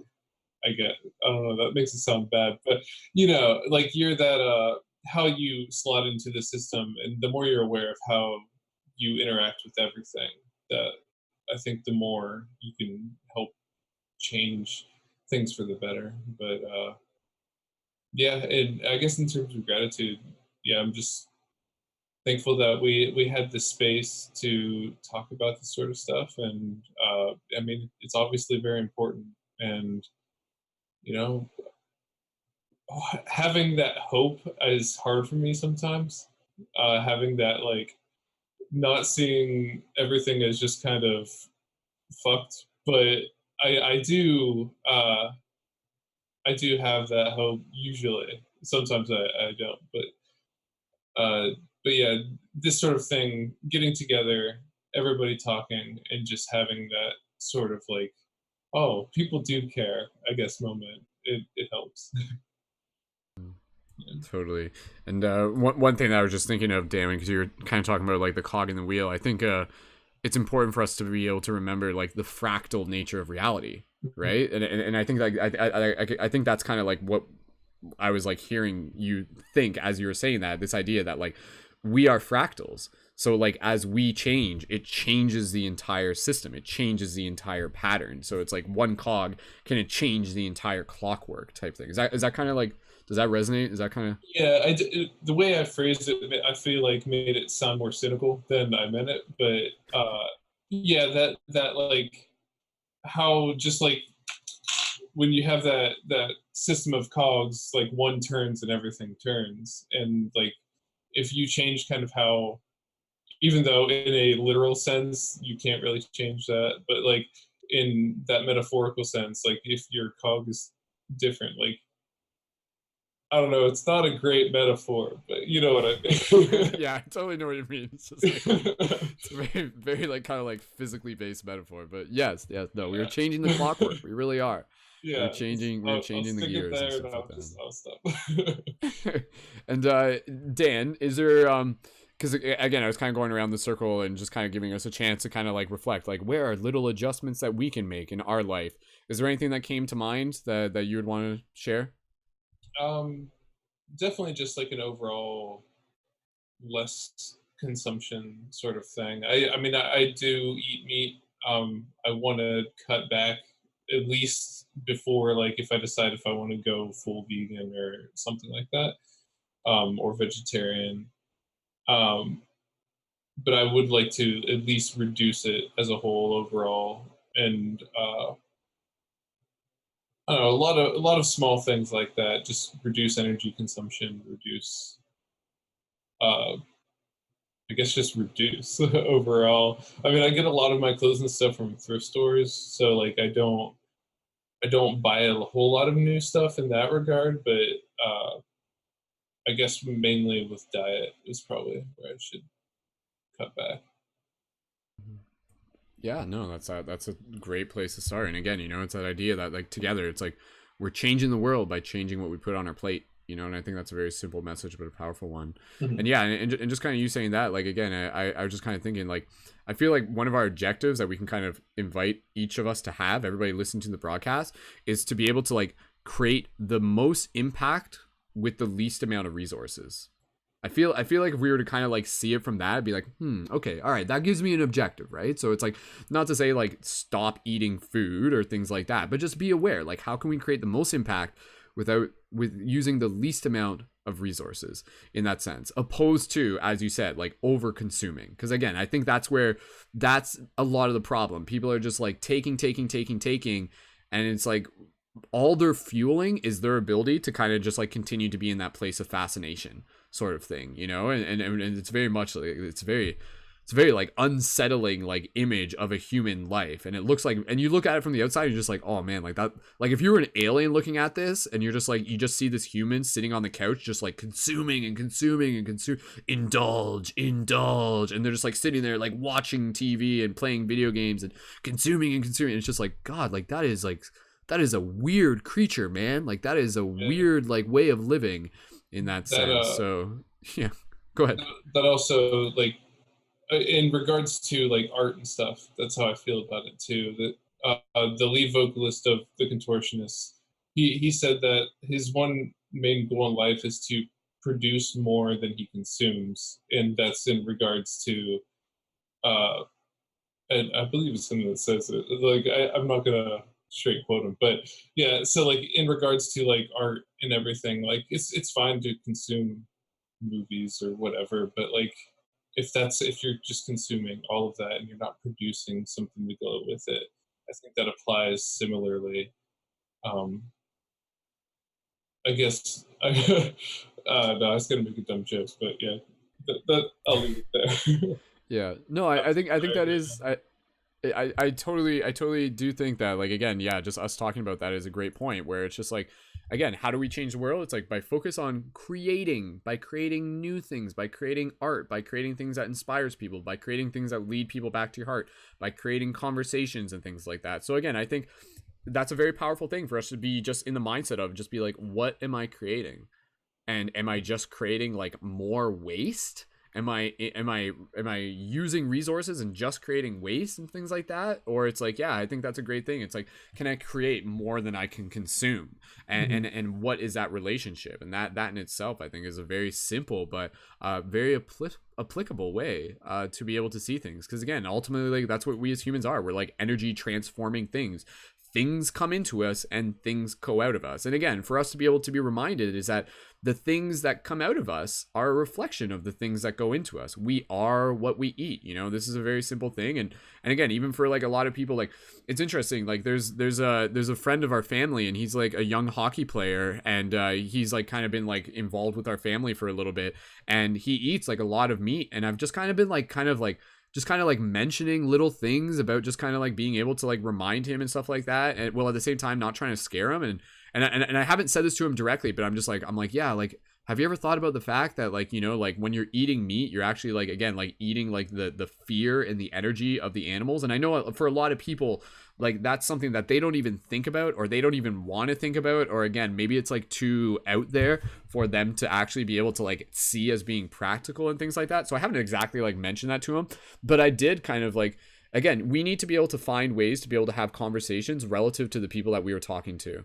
And we don't want to be able to like try and like shame them into making them feel like they're a problem, but to be able to invite them to be a part of something different, something that is just like an alternative and something that's going to benefit them. And that's where like even in that situation, like I was having a conversation with him, and I brought the Game Changers documentary, and I wasn't like in some way just being able to say like, oh, you should totally eat less meat, but I was just kind of sharing a bit about my own story. And I was just like, yeah, I used to eat a bunch of meat, and then I changed. I used to drink a lot of pop in college, and I didn't know any better, and then I got educated, and then I changed. And then using our own life as an example, as a story that can inspire other people without having to tell them what they should be doing, but just kind of being able to say, hey, this is how I live, and I feel great, like even just kind of saying, it's like, yeah, like without having to tell them what to do, but you can just kind of be like, yeah, from my own experience, I used to like eat a lot of meat, and I always used to find myself like maybe, like very aggravated and very sluggish, and like even like maybe I had like skin problems or things like that. This is what some people might say. It's like, and then when I started changing my diet, I actually found like I like shifted into like this new feeling of my own being that I didn't even know was possible. And I think this is like, and I know we're getting close to the end of the conversation here, but I think for a lot of people, there is another way of them existing that they have yet to even experience.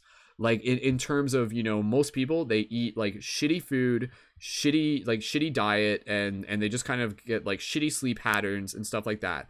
And maybe it's not their fault, maybe it's not their choice, but this lifestyle is something in which they are capable of surviving, and they manage, and they probably just kind of like indulge themselves with vices and with fascinations, and it kind of prevents them from complaining, because it's like, hey, like I don't care like how shitty my body might feel, as long as I'm like getting that next TV show that I really like, and there's enough things to kind of keep me distracted and entertained. But when people start really changing their diet, as an example, again, you are what you eat, eventually I think it allows people to actually be able to experience a new way of being that they didn't even know was a thing. Like they have yet to even experience this, and they're just like, oh my god, like I'm thinking clearer. Like I feel like I want to be able to exercise more. Like I feel drawn to nature more. My breath feels bigger. I feel more energized. My sleep is different and things like that.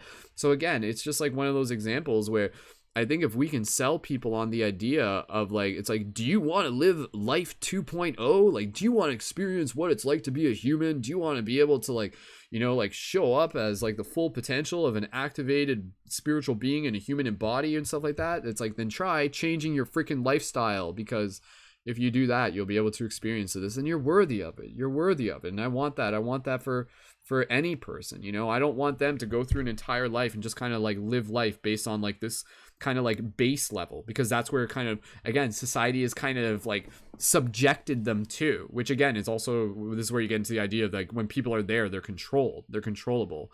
So again, it kind of goes back to the idea of like, let medicine be thy food and food be thy medicine in a sense. So again, but that in itself, when we become more aware of our relationship with our environment, in a relationship with our food, in relationship of what we're ingesting, and not even just food, but like, what is our diet? What is our media diet? What is our thought process diet? What is our communal diet? What is like the things that we are surrounding? Because ultimately we become those as well. And over time, as we start providing alternatives and allowing them to become cool, and allowing to give people and sell them on the idea that this is like actually something that doesn't have to be hard, and it doesn't have to be an inconvenience, but it can actually be exciting and rewarding and nurturing and enjoyable. And again, I think more people are kind of waking up to that. And sometimes, as we see with individuals, those changes usually, if they haven't come yet, sometimes they don't come until there's some kind of crisis. You know, someone's just like, oh, what? Like, oh yeah, why did I change my diet? Because I had a heart attack, right? And it scared me to death, and I care about my family, and now I changed my diet, but I'm so glad that it happened, because otherwise I could have died. And now that it did happen, now I'm living my life in a whole different way. So again, that's kind of that type of story is, again, also what we can kind of see is happening on the global scale, where the earth is kind of like going through like this like cardiac arrest, and it's like red warning sign, ding ding ding ding ding, change your ways and receive the loving gifts that are here for you now.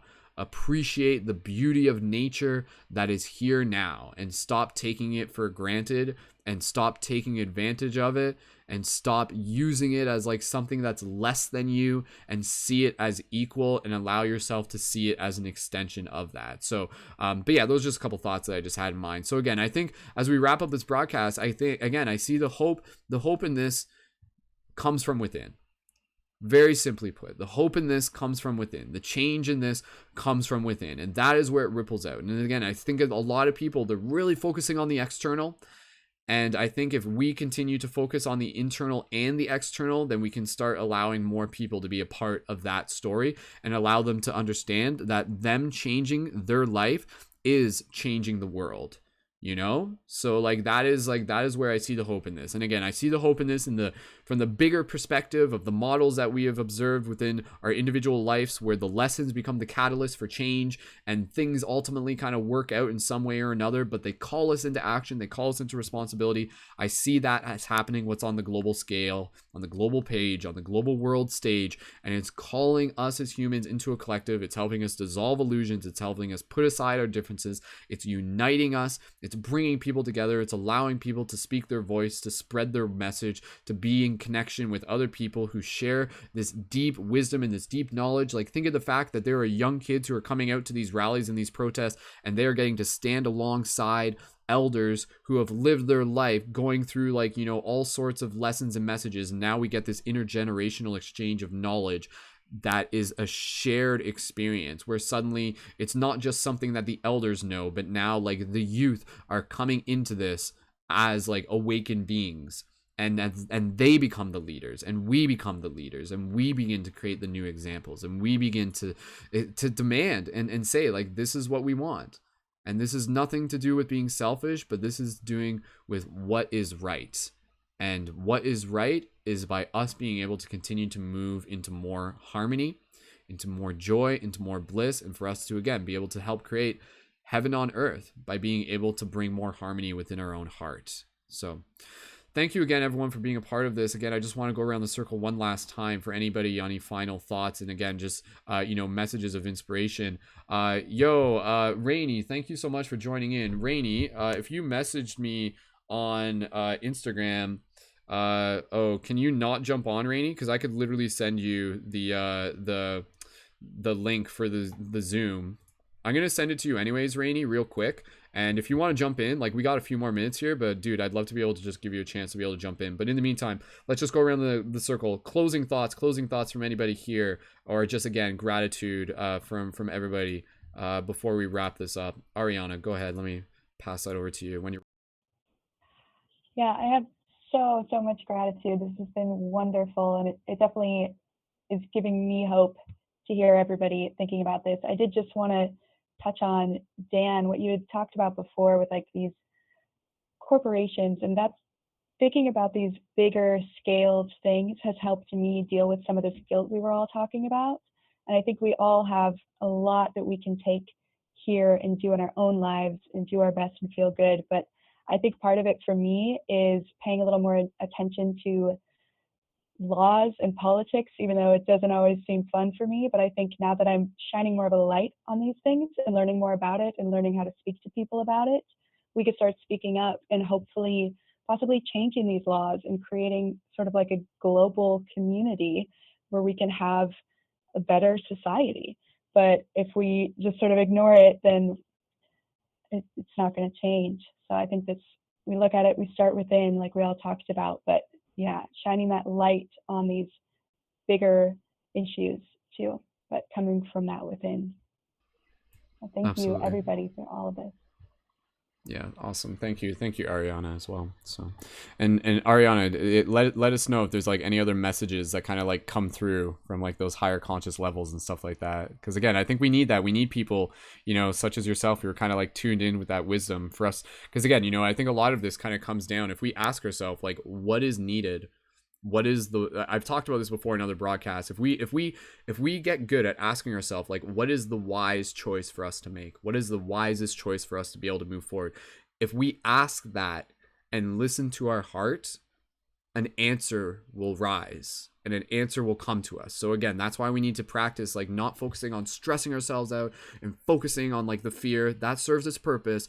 But when we get really good at just kind of like taking a few breaths and listening to that wisdom, like the earth speaks through us, the wisdom will come through us, and we will hear it that way. One thing that we didn't fully talk about during this broadcast, but I will just kind of mention it again, that I think is a huge part of moving forward, is the idea of, again, being able to make sure that we are holding those in power responsible. You know, that we are holding people not just responsible, but accountable. Would be the thing that I think is very important, in the same way that we are holding each other accountable, but without it being from a place of shame, but in a place of being able to acknowledge that, like, hey, you know, like sometimes our habits slip up and sometimes it's easy for us to be able to fall back into habits, but I want to be able to hear you say what you are here to do. You know, it's just kind of like having that buddy who is just kind of like, it's kind of like, you know, like if people are like trying to like stop alcohol and stuff like that, sometimes you just need that accountability person. You need that other person to check in with. You need that other person to just be able to say like, yo, I believe in you. You can do this. We're doing this together. And yes, I hear you. I know it's a little bit challenging, but at the same time, know that you're becoming stronger by developing your willpower and by being able to say no to that which no longer serves you, and yes to that which is like for the greater good. So it kind of shifts us into that more altruistic. But absolutely, again, I think that's why the protests and that's why the global strikes are important, because that is us creating that conversation with those in power and being able to help hold them accountable. That is how we do that. Because again, the politicians, they will listen because that is their job, right? So again, when thousands of people show up to the Parliament building here in Canada, you would think that like the Prime Minister is going to be able to say like, okay, like I want to be able to like help, you know, because I want to be able to make sure that I'm on their good side. So I want to be able to make sure that I can like at least listen to them and help be a voice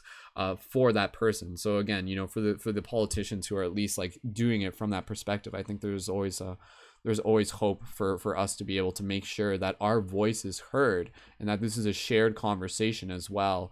So yeah, and again, like that is also where the future will come into change. It will come in through new regulations, new protocols, new business, new laws, and things like that. Things that will like, again, like penalize certain corporations for making exemptions for people to be able to get away with creating excess waste, because that's kind of what's happening, right? Like people aren't being held accountable. People are getting away with lazy habits and things like that. But again, that like you look at the rainforest as a recent example, right? Like how did that shift things? How did that change things? Again, out of that, new regulations have come into place that are helping prevent, you know, the man-made fires that are taking place and stuff like that. So again, you know, it's just one of those things where the change does happen over time, and it happens from multiple levels. It happens from the top down, and it happens from the inside out. It happens from the ground up. It happens from the roots up. Okay, so let's keep going around. Raini is going to try and jump in on Zoom, so I think he's just going to have to download Zoom real quick. But yeah, we'll just keep going around. And Sam, did you want to jump? Arianna, are you pointing at? What are you pointing at? Are you pointing at someone? Again, because I don't know. I think Raini's in with us now. Oh, is he already in? Oh, okay, sweet. I didn't click the button there. All right, sweet. Awesome. Well, I'm absolutely thrilled and happy to be able to have Raini here. For those of you who don't know, he's been involved with past broadcasts and he's been busy filming some amazing content as part of a top secret documentary for the past several months, all about not just like veganism, but just all sorts of important changes that are happening in the world right now related to our food, climate, government, and again, the internal change as well. And Raini, please feel free to introduce yourself. And again, even though it's the end of the broadcast, I just want to be able to create time here for you to be able to talk a little bit about, give us some perspectives from what you have seen in terms of the global climate crisis and where the hope is and what we can do on an everyday level. So, Raini, welcome back, brother. Go right ahead. Can you hear me? Yeah, it sounds good, man. Hey, yo, what's up, guys? So I'm gonna speak a little bit low because my wife's sleeping, but it's great to be here. Amazing to hear what you guys are talking about right now. Like, I was a little worried to get on and hear a bunch of conspiracy theories, and not that I'm not a conspiracy theorist myself, but like, just really beautiful to hear where you guys are at right now, and it's an honor being here.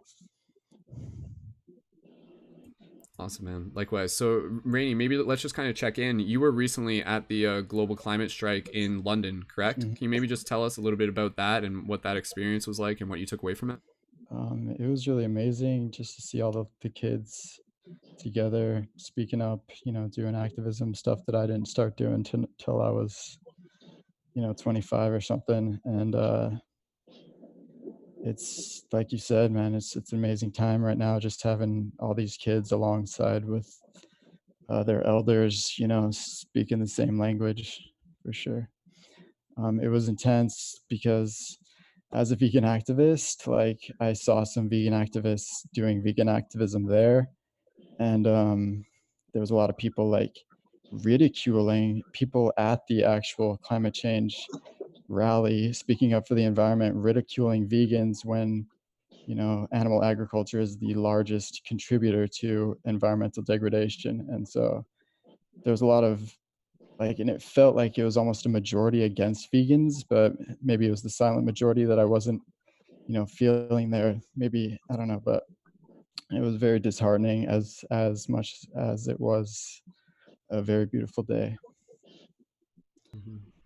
Yeah, that was one of the things that came up a little bit earlier was this idea of, like when it comes to communicating our lessons, our messages to people, we need to make sure that we're doing it in a way that doesn't feel that allows them to not feel like they're being attacked, because when they feel like they're being attacked, then they turn on their defenses, and when they turn on their defenses, they're not actually listening as well. So maybe again, I'm just kind of curious in terms of like, how do you feel as individuals we can continue to kind of communicate the messages that are important to us, and help, again, not just trying to like tell people what they shouldn't do, but to be able to invite them alongside of us into like this new story of hope, and away from apathy and into inspiration. Yeah, I think nonviolent communication is definitely the best way to go, as far as any movement trying to spread their message, right? I think, yeah, I'm not going to be the first to say it, but a lot of vegans are assholes. They're not very effective activists, and the Socratic method and nonviolent communication has really been growing within the vegan movement, and I think that's what's probably been a large part of what has launched it further recently. But yeah, like I mean, after at the climate move, we saw Earthling Ed there, which is a very well-known vegan activist, and we got to hang out with him a little bit. We did an interview with him a few years ago at Veg Fest, so he remembered us, and we may be able to get him on our documentary and stuff. So we're excited about that. But yeah, it's just activism and education. I think education is the biggest word here. We can throw activism by the wayside. What we really need is education. Uh, you know, Grassroots education rather than mainstream education, because Dude, yeah, right. That's what we really need. We need thought out, nonviolent education for the masses. We need to be the educators, right? We who have done the actual research rather than those who have an agenda who are throwing out whatever the fuck they're throwing out. you know, our agenda, we have an agenda, which is world peace, right? But anyways, yeah, we need documentaries, we need thoughtful activists using effective means of activism. And yeah, it's happening though. It's already happening. Mm-hmm. Absolutely, man. And yeah, so one of the questions we were just kind of going around with, and you're already answering this in one form, but it's basically, again, this idea of like, where do you see the hope? Where do you see the hope in again, the discussions that are happening related to the global climate crisis, and again, just like the new ways of living that more people are starting to become aware of and are starting to adopt? Where do you see the hope in us moving forward as a species and individuals? I see the hope not on Facebook most of the time. You know, that's where I don't see the hope. Recently, just getting outside, you know, it's like you said, it's an inward journey. We have to be going within ourselves and moving from that space within ourselves. You know, I can't say necessarily where I see the hope because I don't know what the next step in everybody's progression is, right? Maybe they need to go out in the garden for a little bit and plant some trees, and then they're going to be realigned with themselves. Maybe they need to go to that yoga class or that spinning class or that whatever, you know. But yeah, just reconnecting to ourselves in whatever way we know we should be doing.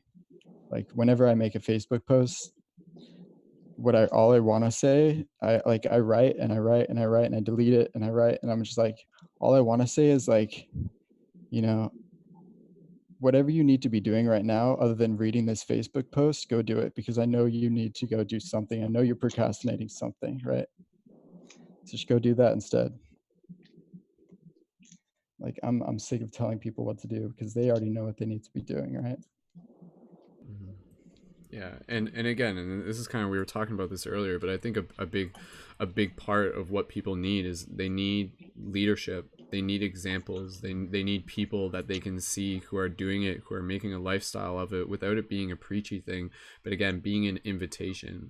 Mm-hmm. Like again, you know, like how can we make compassion cool? How can we make it something that's exciting for people to be a part of? And you know, like even if you're able to, maybe you can just tell us a little bit about your documentary, because again, I think it's important for us to be able to focus on, you know, like entertaining and educating and inviting people to be a part of the solution in a way that feels exciting, opposed to just like focusing on dread. And we kind of touched upon this earlier, but we were talking about the new documentary Game Changers, which you're probably aware of, which again is this very different approach to being able to invite people into this much more sustainable way of living for themselves and for the environment, in a way that's exciting, in a way that's kind of like, you know, something where they're just like, yo, I want to be a better athlete, I want to be a better person, I want to be a part of something. But yeah, I'm just kind of, I want to give you a little opportunity, if you're able to do so, maybe tell us a little bit about you know, what you've been working on for the documentary, and yeah, the fact that like you've been traveling to different parts of the world and seeing, you know, the different ways in which our culture is changing just by changing what we put on our plate. So anything you want to share on that, go ahead. Yeah, so this documentary has been a dream of mine for about 10 years, since I think about the time that I met Brendon. And Just move the mic a little closer, Raini. yeah, sorry. This documentary has been a dream of mine for a long time, and recently, anyways, I follow a fruit-based diet, and I think that's something that the documentary is going to be based around fruit, but fruit's just going to be a muse to kind of like look at symbiosis, right? Look at world peace through a more biological perspective.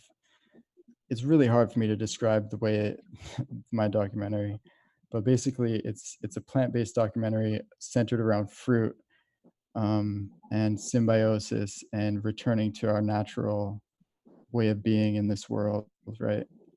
And yeah, I don't know how else to distill it more than that, but I've been able to get a investor. Actually, an investor kind of found me, and you know, all his money's coming from Bitcoin. He has so much, he doesn't know what to do with it, and he's also into the fruit-based lifestyle. So he just came up to me. He's like, dude, let's fucking do this thing. Let's do it right. So we've been flying around the world, just getting interviews with the most amazing people for the last 12 months. And we're about done filming, and we're about going to start editing pretty soon. And yeah, we're excited about it. It's going to be called Sweet, probably. And yeah. That's awesome, man. Yeah, and again, you know, like I think our media is so important because that becomes our story. And again, you know, I think like that's where I've always really appreciated the work that you're doing, Rainy, because it's very similar to, you know, myself and a lot of the other people here within the community, of being able to like co-create this new story that we are making moving forward. And it is one of, again, it's one of education, it's one of connection, it's one of like a deeper wisdom, it's one of hope, it's one of inspiration. And so yeah, you know, like getting close to wrapping up this conversation again here on the global climate crisis, I just wanted to be able to invite you to maybe just kind of, you know, any like words of inspiration or any practical tips that you might want to be able to share with people to just remind them of how they can continue to be a part of this story that we are creating together, and how we can, you know, like help lead each other within our community. And one of the things I was talking about in the broadcast, which again you kind of already mentioned, but this idea that we've already mentioned it, that the idea that, you know, one of the most important things that we can do to be able to help change the world is to know thyself, to know our connection with the natural environment, and also to be able to create experiences, that people can be a part of, where they're connecting with nature and communing with the natural elements, and experiencing what it's like to, you know, feel their body change as a result of a, you know, an alternative diet and things like that. But yeah, you know, just as we get close to wrapping up this discussion here, because I know everyone's getting a little bit tired, any practical tips or just words of inspiration for the people listening to this about how they can continue to, you know, be a part of this exciting story that's unfolding right now? Well, you know, get more sleep, eat right, you know, eat more fruits and vegetables. If you're kind of vegan curious, ask yourself, you know, if I could live a life where I'm not causing harm to the most innocent, beautiful animals on the planet, then why don't I? You know, if animal agriculture is the leading cause of environmental degradation on this planet, and perhaps the leading cause of suffering, human suffering on this planet, through disease and stuff, why not give it a go? You know, maybe I fail after a few years or something, but that's a few years of living the most sustainable and healthy diet perhaps that exists. So as far as the environment, plant more trees, eat more fruit, consume products that don't contain packaging, try to get back to nature. I don't know. I feel like I'm like really breaking everything into little bits, but I really feel like we all know exactly what we need to be doing. You know, call your mom. If you have an estranged family member or a friend, you know, call them and tell them you love them. You know, just do whatever you know you need to be doing. Absolutely. Yeah. And again, right, like what we're acknowledging as the global climate crisis is really just like a side effect of you know, us being in this story of separation from ourselves. So again, this is what we were talking about. It's like the solution to climate change is, again, by being able to like return to our heart, by being able to practice compassion, by being able to have that courage to be compassionate, by being able to do the things that we know are right for us to be able to do, and to just get really freaking honest with ourselves. And I think that's an important thing, is to just, again, be able to like not just hold each other accountable, but to just continue to lift each other up in inspiration, and be able to say like, this is the new story where we as leaders, we care about each other, we care about the earth, we care about the impact, and we know that it's the little things that make the big difference. And then over time, this changes the patterns that ripple themselves through the generations, so that we can speak to the youth and say like, you know, like, this is how we do it together. and we can communicate that from a place of integrity as well. So yeah, so for everybody here, thank you again for being a part of this broadcast, and we'll just allow anybody else, if anybody, I think we can pass it to Sam and anybody else who just wants to be able to close off with any words of gratitude, and yeah, we'll just do that and we'll get it wrapped up. And Raini, was there anything else you want to just say at this moment, or we'll pass it back to you in a minute? I just want us to like look for a second at the current situation. Like everybody's Can you talking move the about mic Greta, up? right? And there's this kid that. Can you move the mic up, Raini? Yeah. So there's this kid, Greta, that everybody's talking about, and maybe she's the most amazing kid in the world, or maybe she's a government shill, or maybe she's, you know, we don't know. But what is her core message, right? Maybe it's about CO2, or maybe it's about just the environment in general. We don't know where her story is going, but we know that we have a really dire situation. Even if CO2 is a fake thing, or even if she's a government shill, the ocean's fucking full of plastic, and the waterways are full of toxins from agrotoxins and from just cow and pig shit. We're absolutely destroying the planet, even if CO2 and greenhouse gases are a fucking conspiracy theory. I'm not saying they are. I'm just saying, this one little girl right now, the media is dividing everybody so fucking intensely. It like I've never seen it before. Like it's like all coming to a head right now, and it's fucking crazy. So this is right now is like, I always feel this sense of urgency, and maybe I shouldn't, but like right now it just feels like,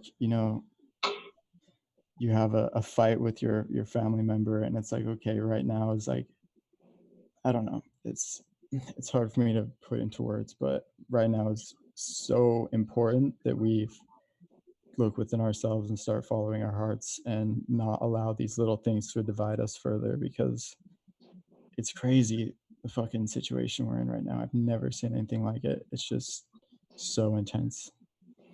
And so yeah. Anyways, yeah, just follow your heart. That's all I got. Yeah, no, definitely. And again, we did touch upon like the whole like Greta thing earlier, but again, just to bring a little bit more insight and clarity to that, again, just for everybody here, I think it's always important for us to be able to see, kind of like the bigger stories, to see how the media is like trying to play people. And also like, this is such an important thing from like that kind of higher conscious perspective. We can literally see that like the people who are being triggered by Greta are like projecting their own insecurities onto her. Like very simply put, like that is actually what's happening. But like Raini said, like whether or not, like again, any of the conspiracies are true or not, that doesn't dismiss the fact that we as humans are living in destructive habits, and we need to change our ways. And then that's where, again, I think like it's weird that people are just, again, you almost want to have compassion for them, because they kind of get in this loop of denial, and they're just like, oh, like Greta is a government shill, therefore I don't have to take responsibility for how I live as a human, because they're just, they create this weird story and stuff like that. And I think, again, we have to be very mindful of where we are putting our energy, and make sure that we're not like, just having it sucked away by some other narrative, and to, again, just bring our focus back to ourselves and stuff like that.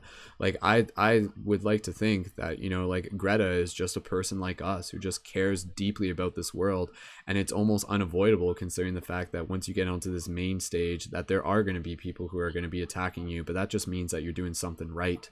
That just means that you're creating discussion. That just means that you're creating conversation. But again, we as individuals have to make sure that the conversation is productive moving forward, and to not just kind of, there comes a time and a place where we just kind of have to like, just be like, yeah, okay, like if you guys want to have that conversation, that's fine, but I'm here to fucking save the fucking planet. And that happens by me being the best person that I can be, and not by trying to like argue you into like thinking one thing or another. And if you want to watch me live this way, then absolutely, and I hope it inspires you. And some people are just going to have to kind of like, it'll be up to them, you know, it'll be up to them to choose like how they can continue to respond. But I think for us, we need to make sure that we're, you know, not fighting hate with hate, not meeting frustration with frustration, and to just practice bringing ourselves back to that place of centeredness. And to, again, as I said earlier, to make sure that in order to be able to show up in the best way possible, we're not like in this place of constant stress. If we are in this place of constant stress, then we're like seeing with blinders on. And in order to be able to see like the wisdom that is needed, we need to be able to kind of like sometimes maybe kind of like disconnect ourselves from the arguments we're getting into with strangers on the internet and stuff like that, and just focus on creating the narratives that matter. And again, and I see the narratives in this of being like a very important narrative that is like, again, just us finding our way back to our heart, and all of this is a catalyst. And I thank Greta.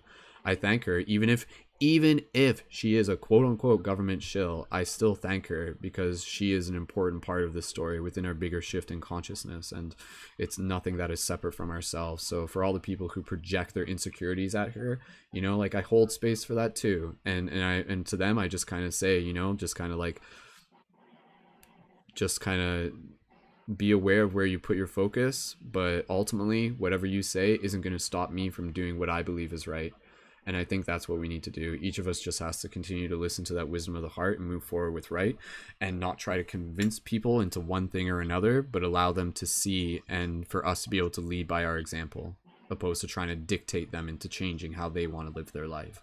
So again, you know, as we kind of wrap up this topic here, again, the global climate crisis and everything like this, I see it again as being able to change the climate of our being, the climate of our inner awareness. That is the climate that is changing. And when we change that, that changes the outer world. When we change within, we change the world around us, right? Change literally does begin from within. And I think that is the story that needs to be told, because that is a story that is tangible. And for the people out there who feel like there is no hope because they don't know how to change the world, they need people like us to be able for us to be able to lead by example, for them to be able to say like, sweet, I can pick up some garbage in my local neighborhood. I can change my diet. I can start being aware of like my overconsumption.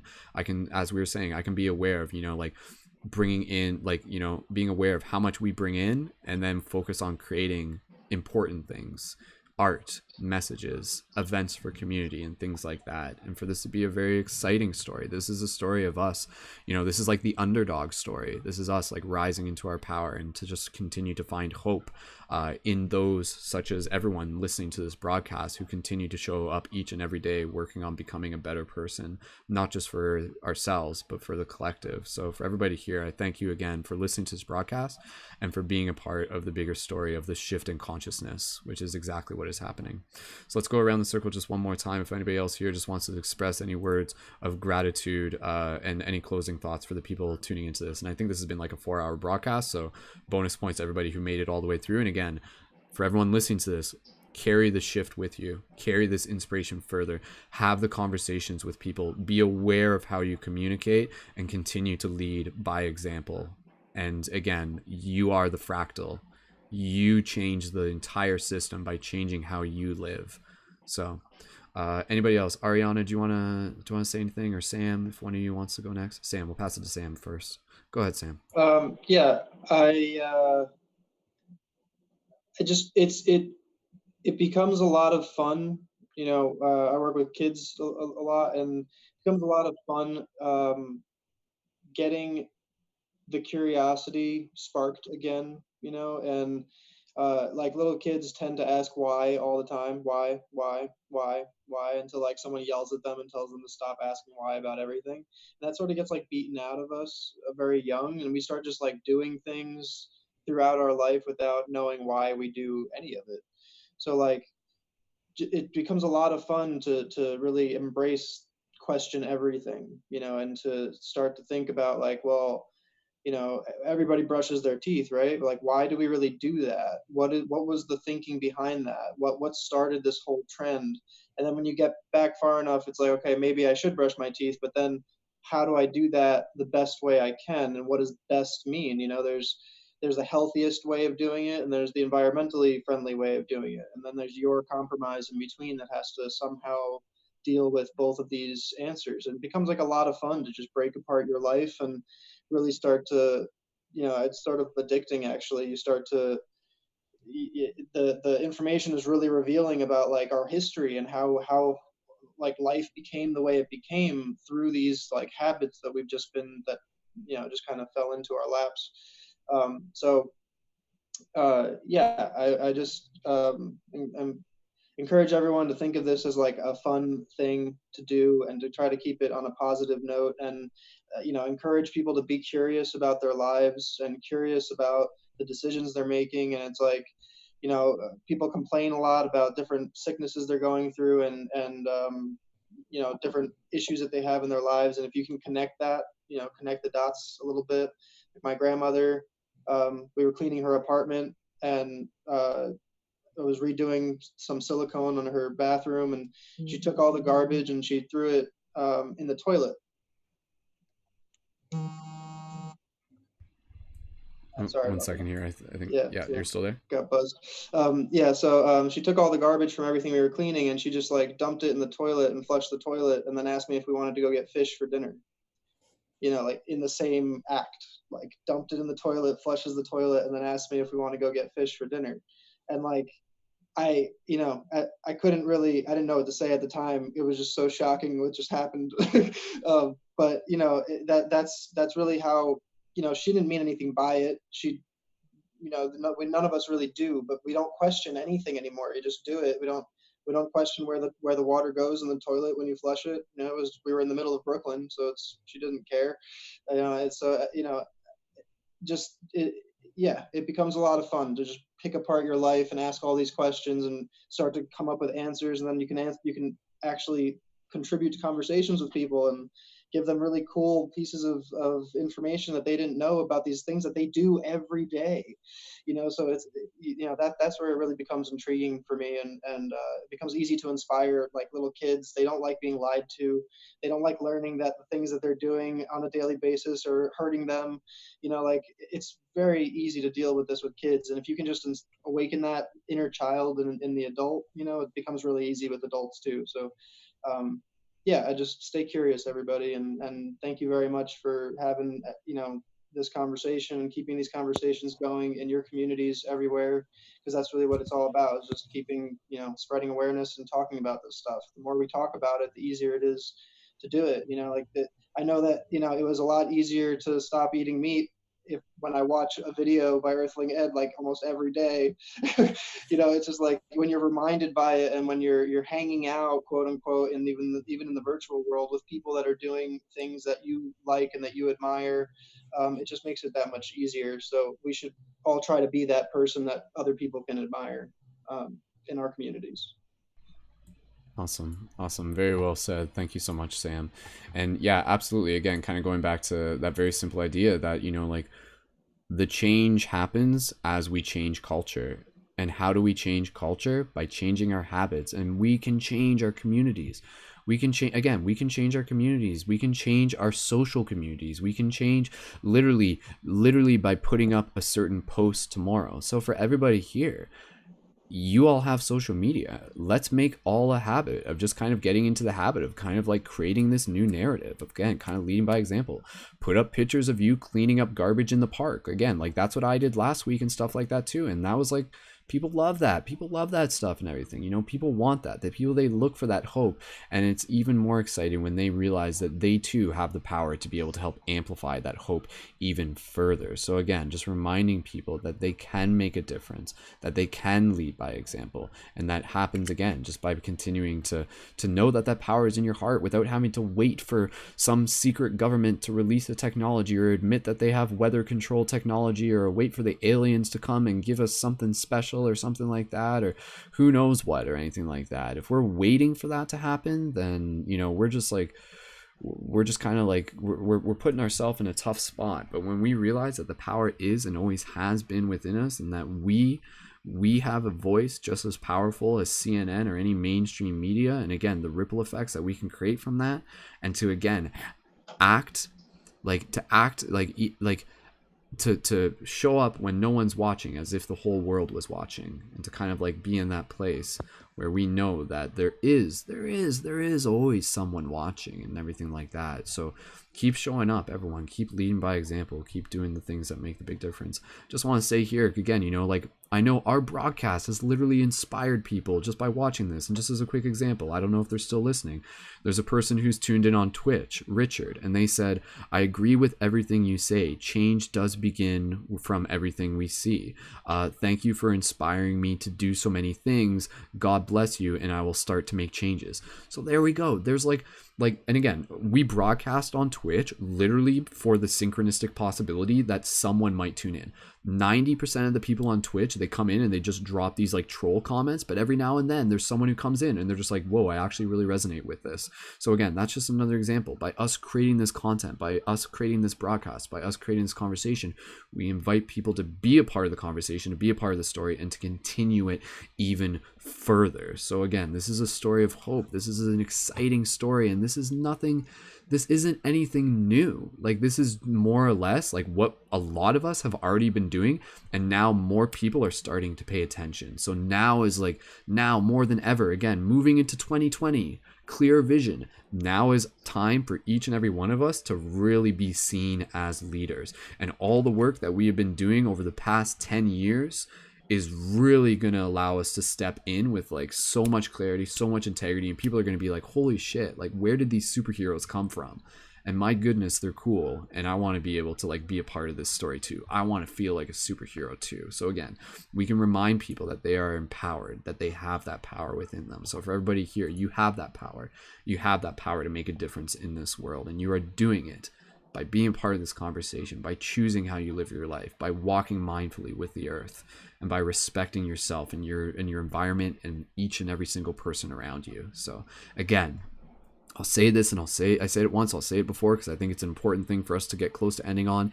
There is no us versus them. It is only us versus the problem. And the problem is the solution. The problem is the catalyst. When we see it from that, we see it from the higher perspective, we can definitely see that this too is a very, very important part of our bigger story. So I thank everyone for being a part of this and for showing up here on Earth at this time. This is a very exciting time for us to be here. So let's dedicate ourselves. 10 years from now, what world do we want to envision in 10 years from now? For everybody here, let's just take a moment here, connect with our heart. Literally, I think this is something where, like, you know, if we're talking about law of attraction, maybe this is something where if each and every single day we just take a moment here to just kind of envision what 2030 is going to look like. And not even so much, maybe you don't know exactly what it's going to look like, but what do you want it to feel like?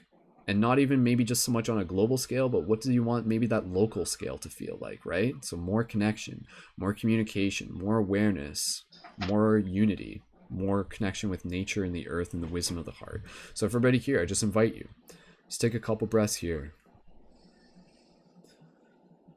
Deep, gentle exhales.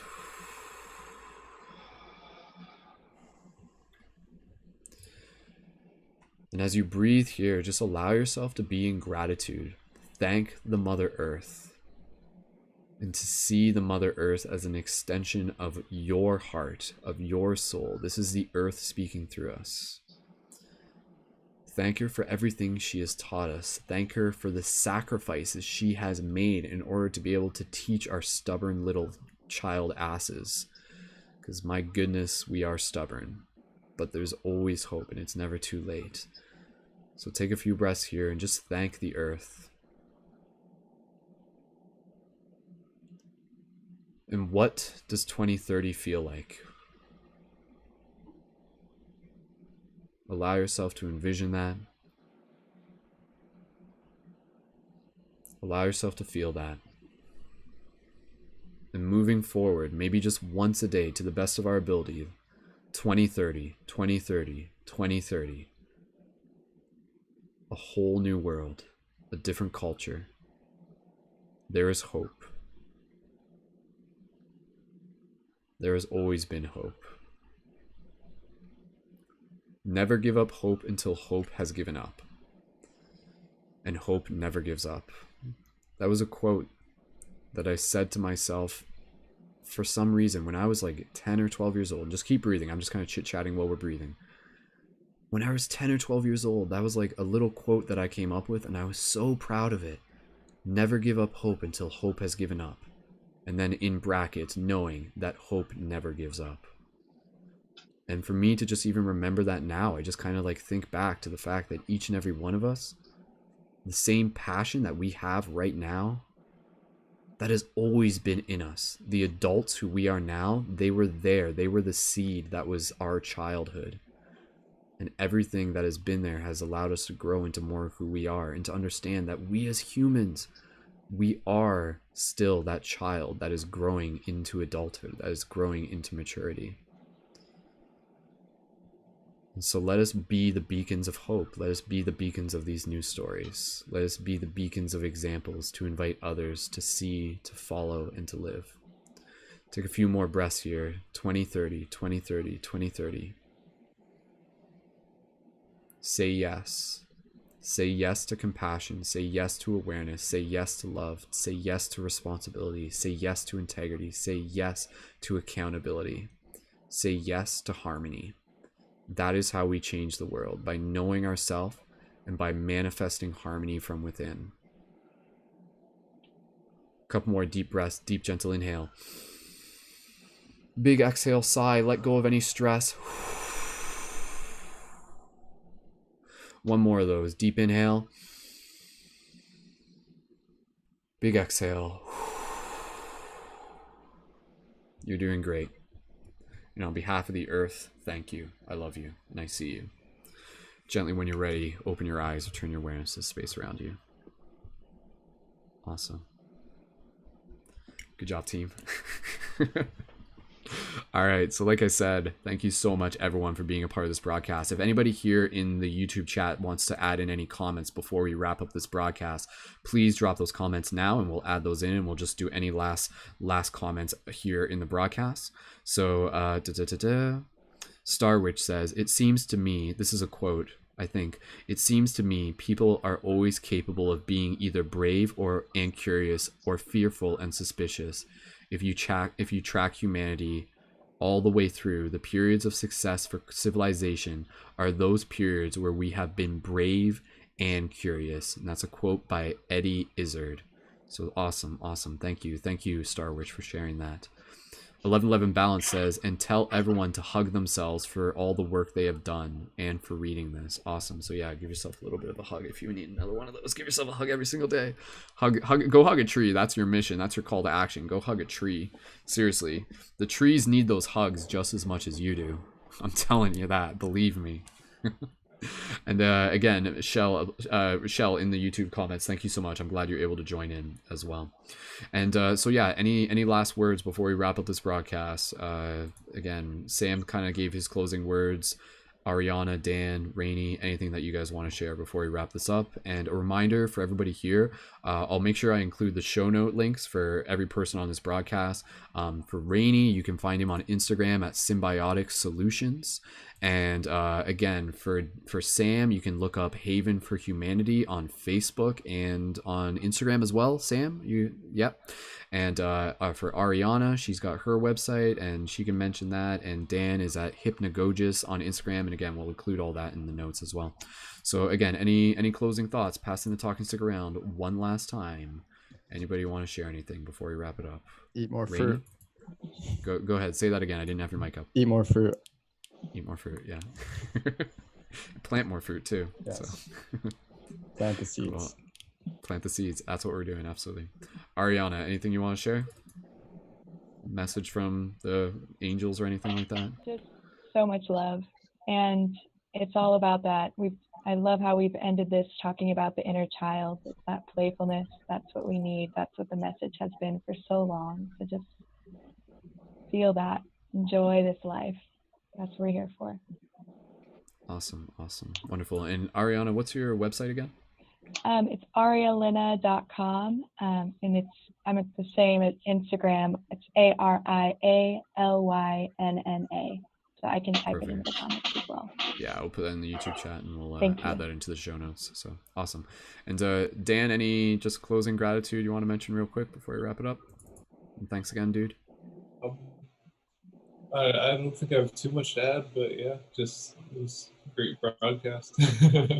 Awesome. Yeah, absolutely, man. Thanks for being here, dude. Appreciate it. Cool. And Sam, any last thing you want to share before we officially wrap it up?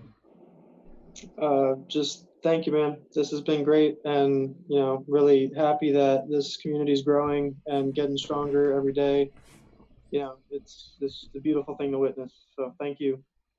Awesome. Beautiful. Awesome. And thank you everyone again for everybody listening to this, to the fellow leading members here on the broadcast. And absolutely, again, like the message is getting louder. The story is becoming even more epic every single day. And again, the challenges are only calling us into more of our roles as heroes, as shifters, and as light guardians here to help make the world a better place by being able to bring the love in our heart out into the world around us, and by being able to bring that harmony from within. So you change the world outside of you by changing the world inside of you. So with that said, thank you so much, everyone. Again, let this entire broadcast be a call to action. Let us know if it motivates you by leaving your comments down below and by sharing this broadcast with your friends to be able to help inspire them as well. Be sure to check out more at paradigmshiftcentral.com, where you can subscribe for our weekly newsletter and explore more inspirational consciousness shifting media. Be sure to connect with all the leading members here in the broadcast. You can also support on Patreon with a monthly micro donation to be able to help continue the ongoing evolution of the project and the content that we are creating here as a team. Be sure to follow me at Instagram at Mystic Spider-Man, Skull Babylon on YouTube if you haven't already yet. And as always, thank you so much for doing everything you do and for continuing to carry the shift where you are. So for everybody here, join me in saying thank you once again and good night, and make some noise and send some love, add in some animal wolf howls or whatever you want to do, and sending all that love to all the people tuned into this. So good job, team. We are doing this. There is hope. It is happening. Awesome. All right. Thank you again, everyone. We'll see you in the future. Much love. Return to her again. And you saw what he was